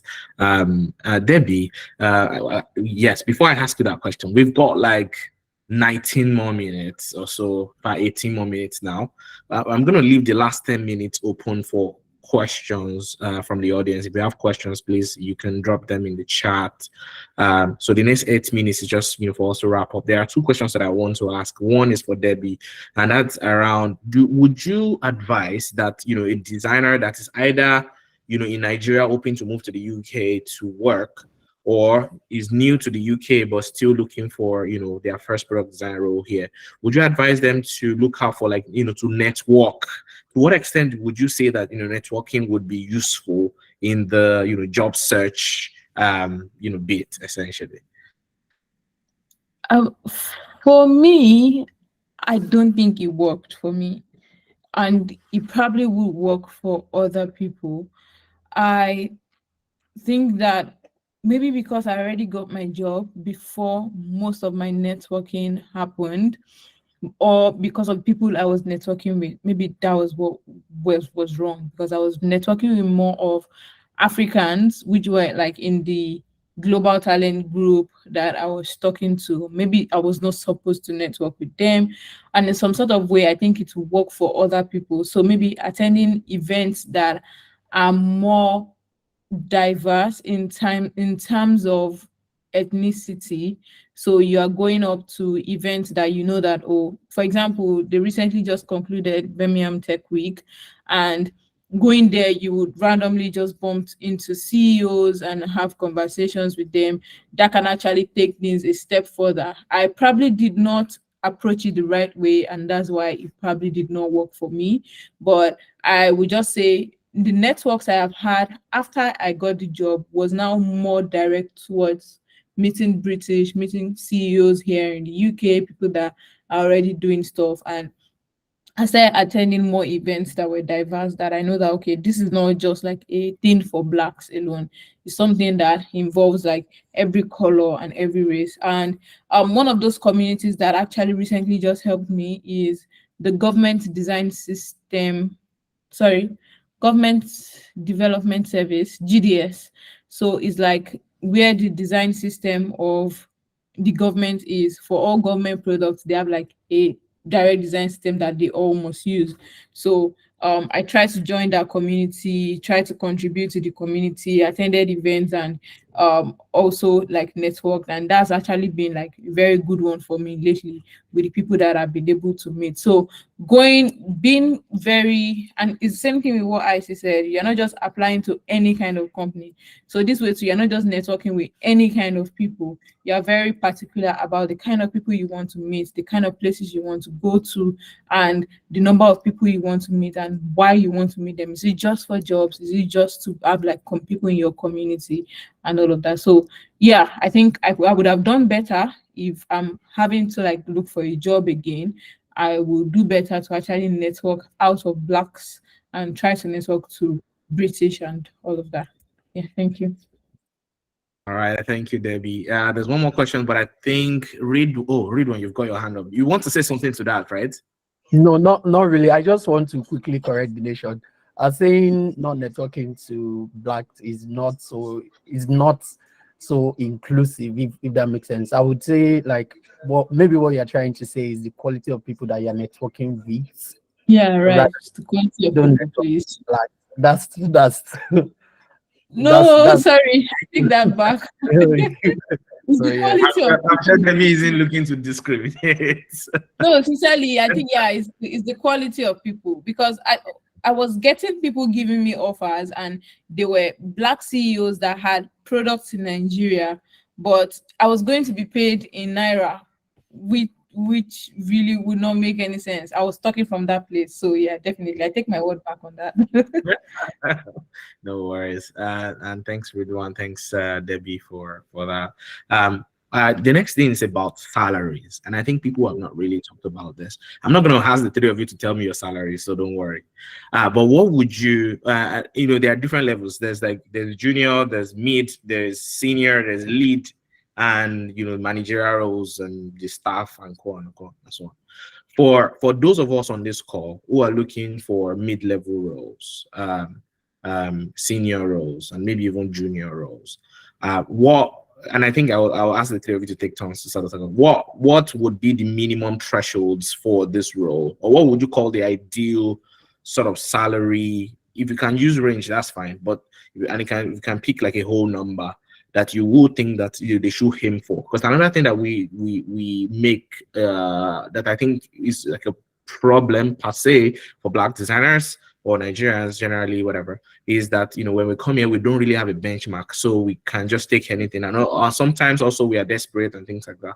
So what would you say that should be like? Okay, if you are looking for this role, this level, then this should be what you should be minimum you should be getting and things like that. Debbie, you can go first, and then IC and Ridwan. Let's go. All right. So I remember that when I was looking for a job, the first offer I was getting, the person was offering, I think, about 36K. And you told me particularly not to go for that I was worth more. But I was very desperate. I mean, I did not care. I would have not listened to you if I got the offer. But because at that point, I really just wanted an offer badly. So, but I think that maybe I'll talk from my own part, or say like maybe a mid-level designer should probably be looking at a range of 60K to about 80K. I don't know how far you can go, again, depending on the company, that is, but I see roles of mid-level designers that are willing to offer 60K at the very least, and maybe then going into more senior roles, you can now be considering about 75 and above. I don't know if my numbers are correct. I'm just talking based on the things that I see, so I want to hold it there for now. All right, thank you, Debbie. I see. Over to you. If you're coming in and it's gonna be your first job, my advice will be to take whatever offer that you're given. And even when they ask you, oh, how much should we pay you, you just tell them that you're open to what's possible. You're very passionate about this job. You just want to get the job, right? The reason is because I'm a fan of taking what you value though. I mean, I like money, but the reason is it's easier for you to negotiate for. It's easier for you to get a higher salary. You know, if you just want to if you want to increase your salary, you want to just jump from 50K to 100K or 50K to 70K. The fastest way is to change jobs, right? And you have a higher negotiating power when you are on a job, a UK-based job, when you're now negotiating for another company. So when you take that first job, whatever they pay, right, it will be your bargaining chip. You don't have to tell the next person the exact money that you are being paid because of this Europe GDPR privacy thing, right? So you can leverage that existing company to now build what you want. And now if you get confused about how much you should ask for salary, you can go to Glassdoor and search for product designer, and even search in your area. If you're in Birmingham, there's a medium or a average salary band for what a product designer should earn or what they earn. And those information are mostly accurate because people here take their time to put how much their salary is so that they help other people see it. And if you live in London, chances are the salary band will be higher than in Birmingham because of the cost of living. So factor that in place for your second job, not your first job. Use your first job as a way to get your foot into the door. And one thing that I always do is when I get a job, I don't relax. Even if I get an offer like today, I don't relax. When I get an offer, I don't accept the offer for like a week. I use that offer to leverage other companies to say that I'm interviewing, to say, oh, I already have an offer with these people, but I want to work with you people. Oh, can we fast track this interview process? And once you have an offer, they begin to try to beat whatever they think those people are paying you, even though you say, is not so much of it, right? So you're able to leverage that corporate ladder when you already have an existing role. And that was what has worked for me half the time. You take for it's your first job, take it, right? And then use it to like keep upskilling as you go. I was gonna say something, but I can't remember. But if I remember, I'll just put it in afterwards. But yeah. All right, no worries. Thank you. Okay, Debbie's got something. Okay, before we move to Sorry, All right. I just remembered a note that someone said that the best time to actually get a job is when you're not looking for one. So, and yeah, so that really resonated with what you said about when you have an offer, it's actually a time to actually press on for another one. Yeah, that's what I was going to say. Thank you. What you said helped me just remember. I was gonna say that when I get an offer, right, I use it to leverage the other guys and get the most out of all the people I've been interviewing with, right? Now, even after I've gotten the job and I've started, I keep taking those interviews up until like a month. And then I'll be the one to reject them and say, oh, I accepted another offer. I may come back to you in a year's time. And then what that's done is you've kept 2 or 3 people in check that are waiting. That when you pick one person over them, you're already creating some kind of standard for yourself. And then whenever you want to switch, you can go back to them and say, hello, are you guys considering so and so and so and so and so? You can go back to those recruiters that made you an offer, but you rejected because you picked another company. Those people that have made you an offer, it's easier for them to easily pull some strings to get you back if you need it eventually. Yeah, and only apply for jobs when you're currently on your current job. And even after you've left your job, when you're applying for a job, don't let that change reflect in your LinkedIn immediately. It's not their business if you're still in the job, right? Because that takes away if there's gaps in your resume, that takes away your leverage to, because you look like nobody wants you, right? But people always add more value. They feel like they're stealing you from another company instead of you applying when you don't have an actual job. Thank you. Thank you, guys. Read one over to you. Yeah, pretty much what IC said too as well. I would always advise you don't. It's always easier to negotiate at the end of the interview process. To be fair, nobody wants to waste their time too as well. So like, don't start negotiating from the beginning, because what you've done is probably weed yourself out in a way. They usually have budgets, to be fair, and most times, but well, based on my own experience, whenever I'm asked, well, how much do I want to take, I usually ask them, I tell them that, oh, like, I'm more passionate about the job, and I'm more concerned about like what they are building, yada yada yada, all those interesting and enticing stuff.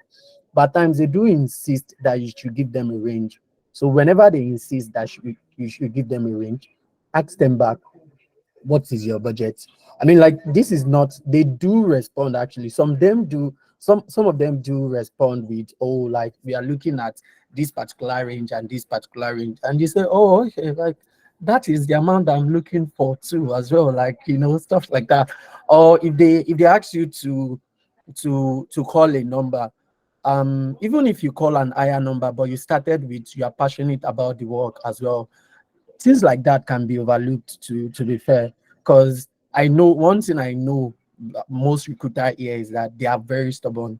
Some of them would, once you tell them that, oh, you don't care about the money, few of them would move on, but few of them would insist that you give them a number. So I would say, as a from I mean, Glassdoor is your friend.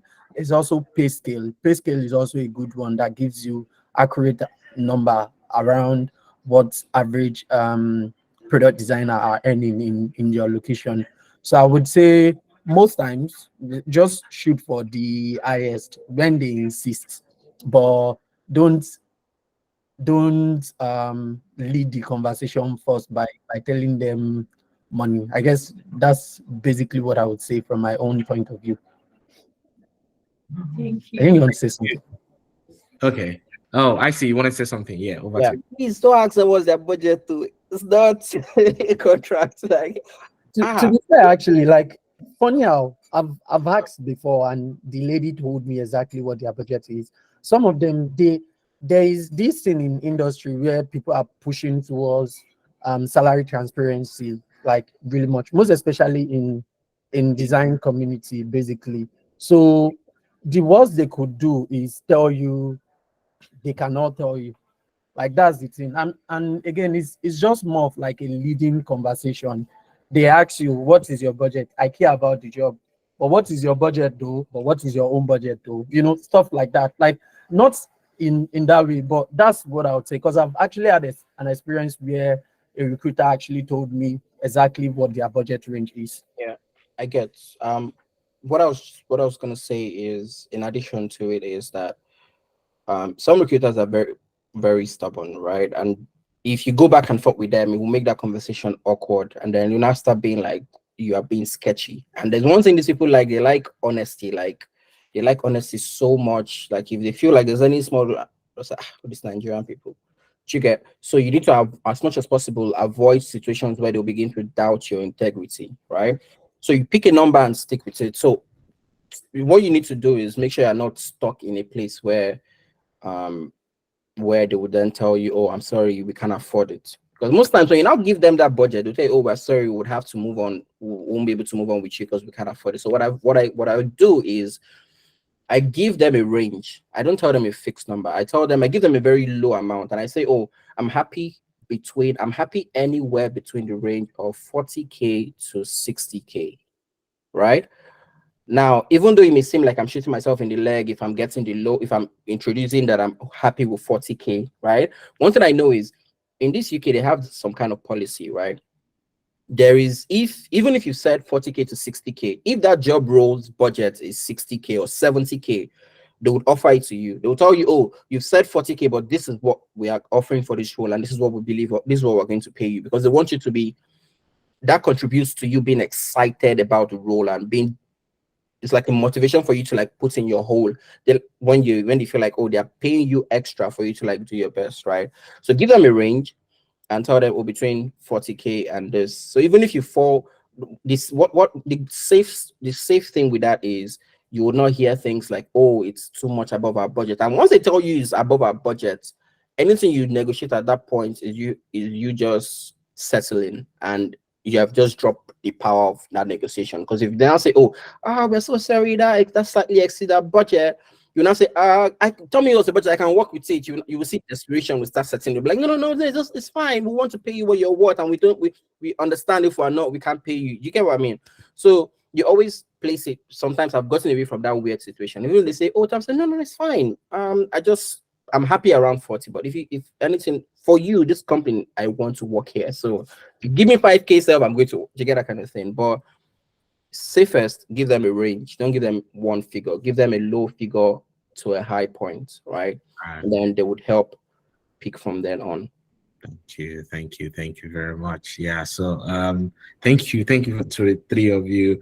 We have questions in the chat, and we have only 1 minute, guys, on the call. I know that we've been 2 hours of these interesting conversations, but let us just go through these questions, and in a case where no one is mentioned, I'm just gonna point someone to answer those questions. So we'll go through them real quick. If I go up, I think Laolu said, what advice would you give someone who gets interviews and has made about 5 final stages but still hasn't clinched any? Said usually the feedback is that the other candidates has more experience. Who would like to take this? Let me just give it to someone. Debbie, would you take this?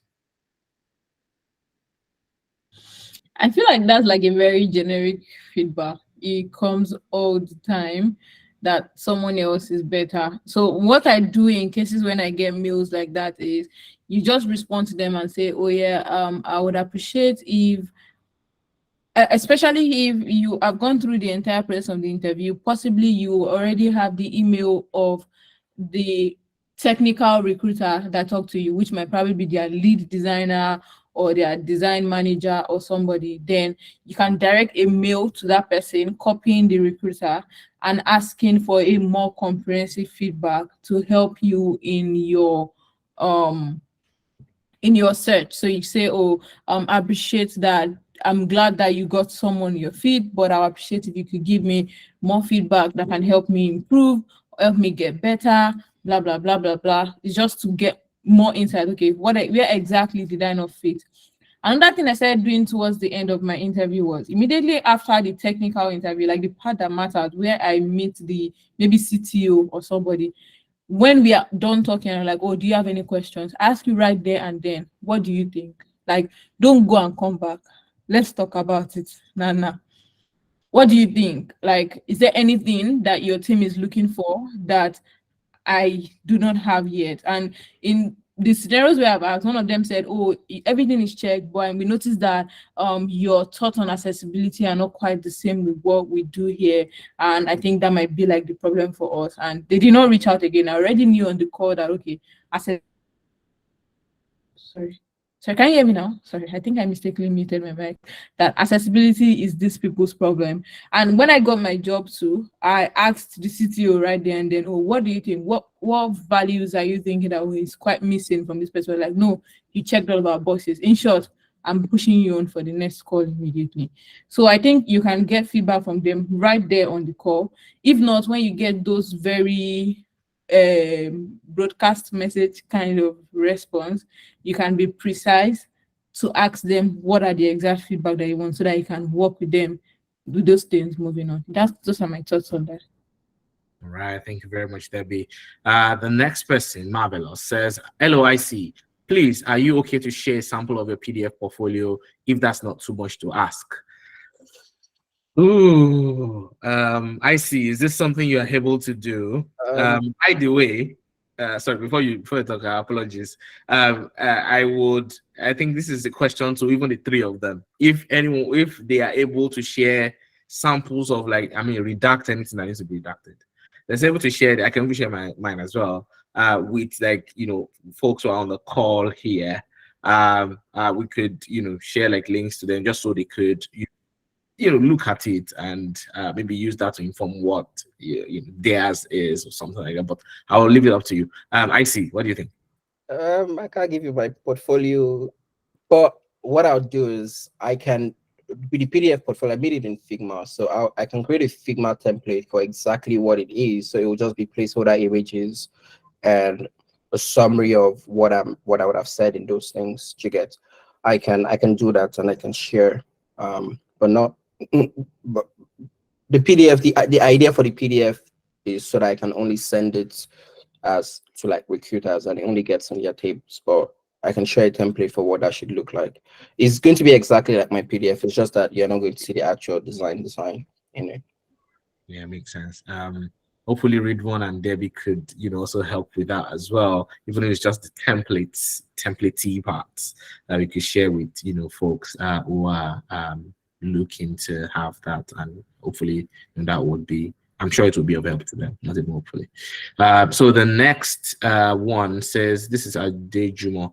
What if the recruiter insisted on you giving them a range? Oh, Shona. Okay, we'll get back to you, Shona. Give me a sec. We'll probably need to take this one right after, then Shona would ask you to talk. Sorry about that. What if the recruiter insisted on giving them a range? What if you are lowballing? I'm not sure, but I think maybe I see you've touched on this. If they insist that, oh, you must give me a range, I think you must have talked about this. Yeah. I think you more. Yeah, go on.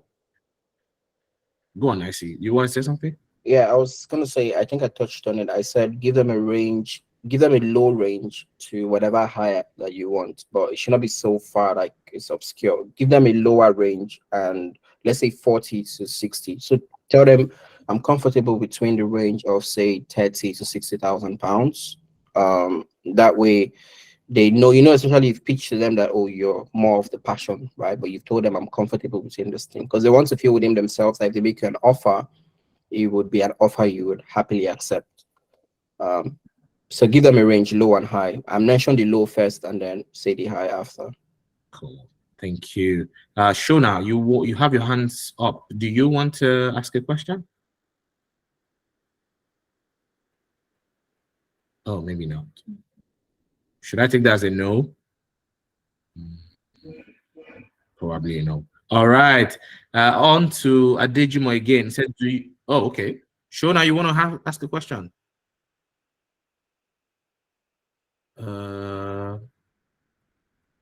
Yeah, go on if you want to have. Oh, I'm so sorry. I was on mute. I had no idea I was on mute. I was actually talking. Okay.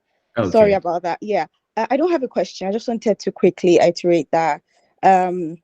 I'm currently in Birmingham and I just finished my master's in user experience design as well at Birmingham City University. So when Ridwan was talking, I was like, oh, okay, yeah. We went to the same school. I started my application in August. It was more of I think I was applying for a placement, but along the line, I withdrew my application from placement and I started applying for more full-time roles. So yeah, I actually got to a point recently whereby the interview was really good. I didn't even apply for this job, but they reached out to me for some reason. They said they love my resume, they'd like to speak with me, and I went through the whole stage of the interview, the 3 stages, and I got to the final stage of the interview, which was more like a task related, and I did all my presentation. We had a whole conversation and all of that, only for me to get an email, a few days, about a week later, that they moved on to the next stage because they found someone else who was more suitable, which was fine. It was quite disappointing because that was the first time I'd gotten so close to getting a job, and considering I didn't even apply for this role, they reached out to me. So I just wanted to know, especially living in Birmingham, because I think it was Imole or Parkland said something about when you change your location to London, you get more recruiters reach out to you. And I was just considering, if I'm in Birmingham, do you think it's ethical and does it make sense to change my location to London, even though I don't live in London? And do you think that could actually affect, getting more, I think recruiters reach out to me and possibly more interviews or something along those lines? I think I probably would want the three of you to kind of answer that like short, because yeah, I think you all have varied experiences on this. But I see, go on first. I think it makes sense to leave it at Birmingham because most of the jobs in London these days require you to work hybrid. So they need you to come to the office twice in a week or 3 times. So if you say Birmingham, the challenge is if you say London and then later tell them you're in Birmingham, it's going to be a challenge for you to, you may have to move to London, unless of course you want to put it there and then if you get the job, you can move to London. That's fine. But if you don't plan to move to London even after you get the job, then I don't think it's a good idea because most of these jobs require you to be in the office twice, at least once or even twice a week. And commuting from Birmingham is a long journey that may be like another Lagos if you try it again. Thank you. Thanks. Debbie, over to you. For me, I think it was quite different because I was in Birmingham. I'm currently in Birmingham as well. And I applied, my CV says London, my LinkedIn says London. And when I applied, when we started the application, I in turn told them that I was living in Birmingham, and they're like, "Oh, am I open to coming to the office?" But mine is like twice a month, so it was more flexible. It makes more sense than twice in a week. But there are more opportunities in London, to be very sincere, and very few UX opportunities in Birmingham. Very few. So I think that to even get the job, if that's like it depends on how desperate you are for, not desperate, how much you want to get a job.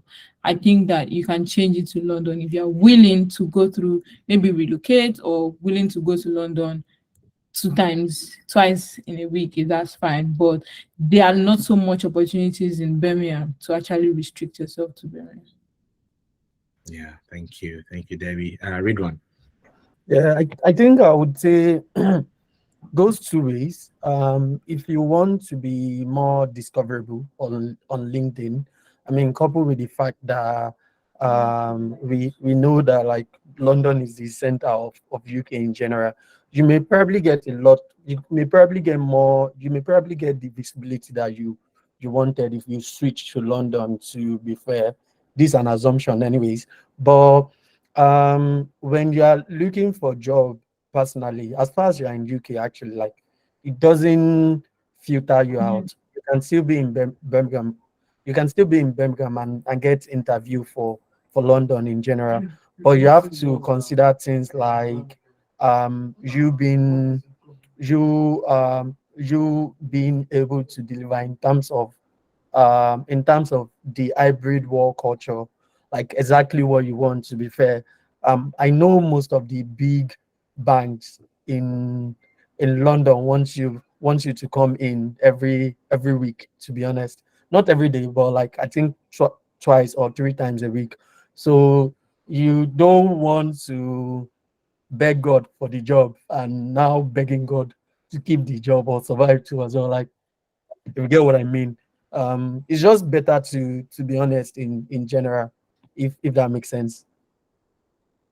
Thank you, Ridwan. And Shona, I hope you've gotten your answers from Yes, thank you guys so much. Do you mind if I reach out to you guys on LinkedIn? I think I already followed you. I think I already connected with you all. Do you mind if I maybe send a message? Probably. That's fine. I'm sure they all don't mind. Yeah, Shona, thank you for that. Yeah, feel free to reach out to them on LinkedIn. They are all very, very warm people to reach out to. So yeah, I think there's a question here around recruiters in the UK. I'm not sure how this works, but Indian recruiters said, do you have lots of Indian recruiters in the UK because they dominate US market? I'm not sure. Anyone could reach out to you from any background. The most important thing is that, do they represent the company? Am I looking for a job? Do we all align? And if we all align, then that's cool. I think I'll just, I think that's pretty much it. Ridwan, you want to say something about that as well? Go on. I mean, I just want to say that why is the person concerned about Indian recruiters too as well? Like, it's somehow, if you actually, well, yeah. Yeah, it could be. Yeah. Adejumo, you probably would have to tell us why. Hi, can I say something? All right, go on. Hi, good to see you again, Imole. My name is Yusuf Arijimo.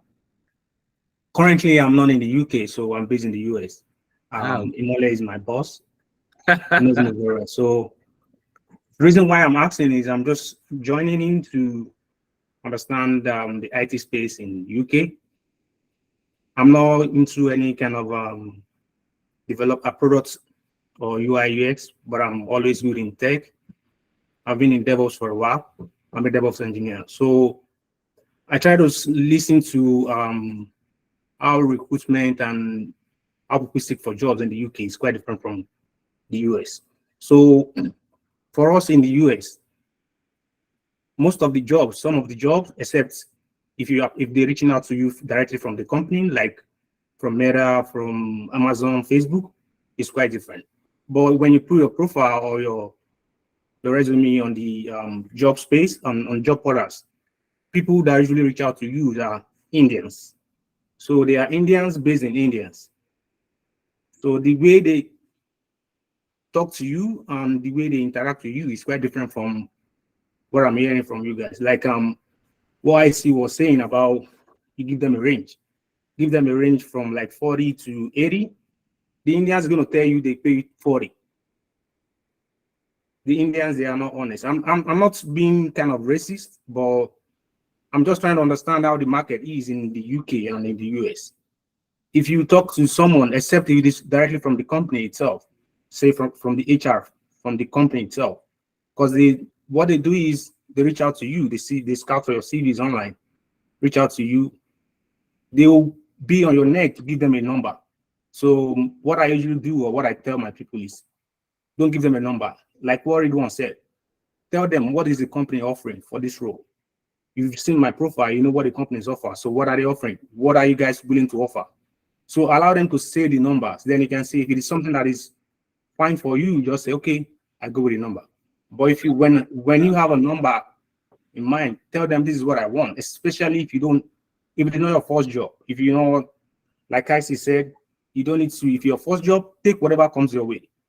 That's good. Your next job, you leverage on that one and get the other one. Yes. That is best strategy ever. Yeah. Or if the Indians calls you, they'll tell you the lowest number, they give you the lowest welfare, and they want the best man for the job. Sorry, Adechimo, I may Thank have you so much, Yusuf. sorry. I want to correct the notion. I don't think it's right to specify the Indians in this case. I work for an Indian dominated company. In fact, my company is an Indian unicorn. My recruiter that recruited me through it was Indian, and it was a pleasant ride all through. I was able to negotiate. It was very easy, right? So I don't think it's the same experience here in the UK.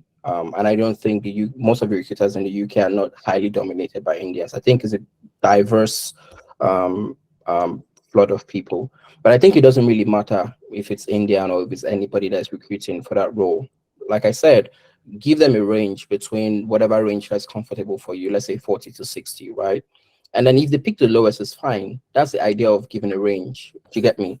So you can pick that and then make well with it, and then use that role, that particular job role, to leverage your next role.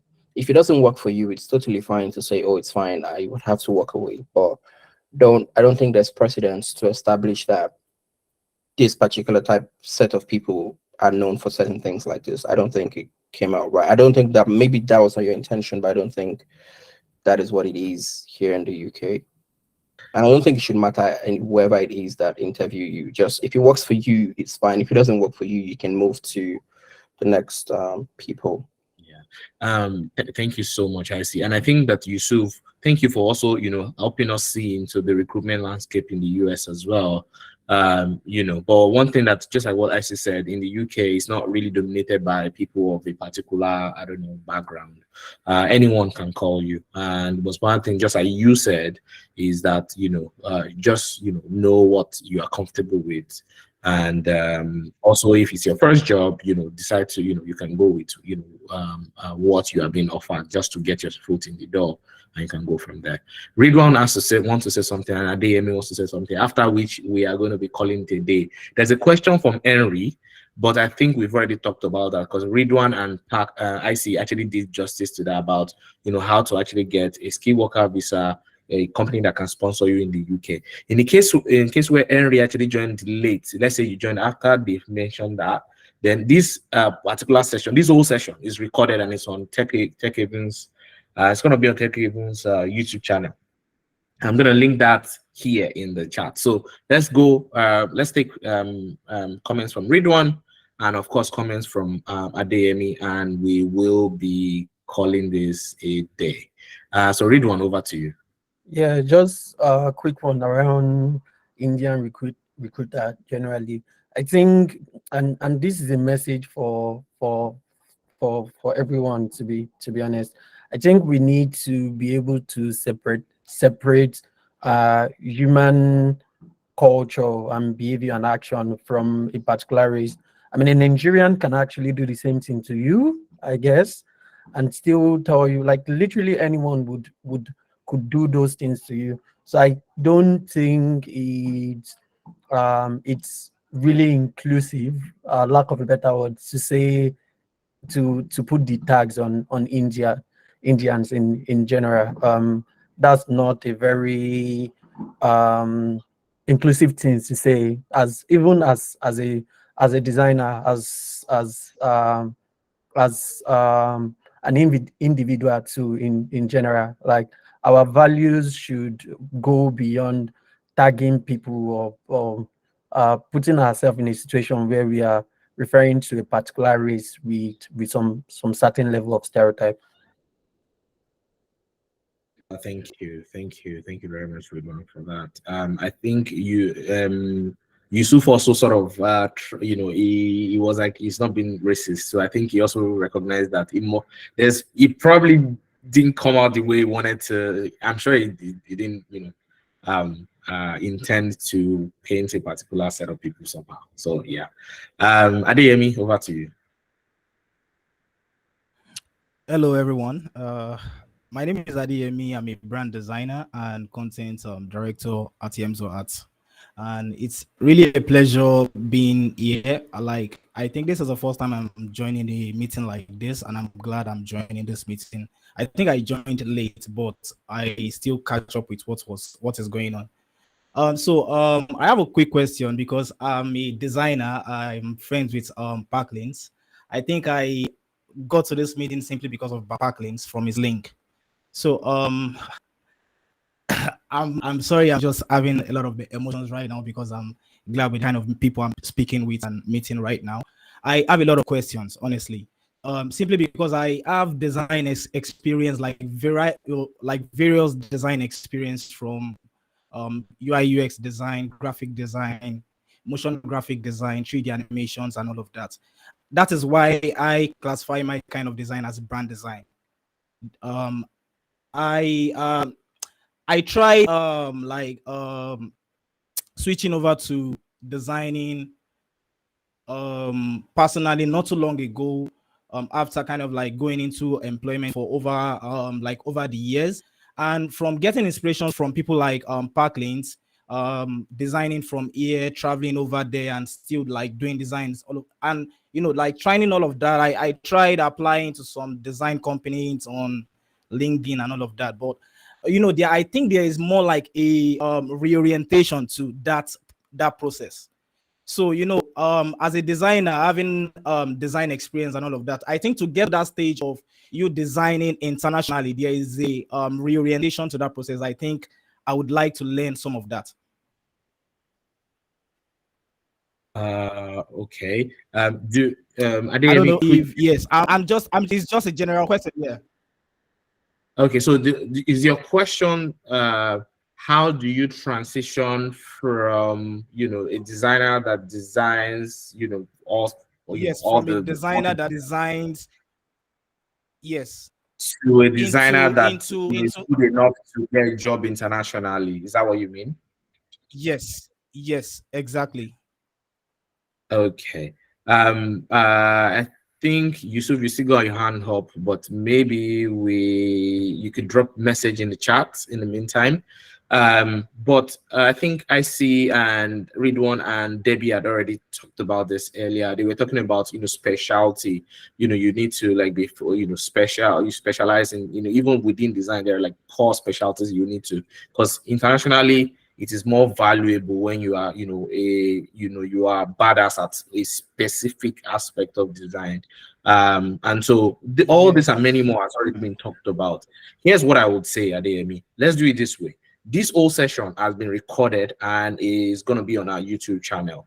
Everything that I see and Ridwan and Debbie had said, they've touched based on these things that you've asked as a question. I would say let's go on that YouTube channel. Let's watch these whole sessions, because you mentioned that you joined late, so that may just be the key to unlock this question you just mentioned is already there. And if there's anything else that is missing, let IC know. But I think IC wants to add something to that, and we can wrap up. Yeah. Adeyemi, nice to meet you. He's my guy. We've worked at one company before at some point. So I think, as Simona said, we can check the YouTube, the video when it's posted on YouTube, and then if there are any other thing after that, you can just send me a DM. I'm sure you have my WhatsApp number. Just send me a DM, and then we can talk about the rest. All right. Thank you so much, Adeyemi. Thank you, IC. For everyone on the call, you are all going to get a link to the video when it's like on the YouTube channel. Feel free to watch it over again and share with your friends as well. Thank you all for your time.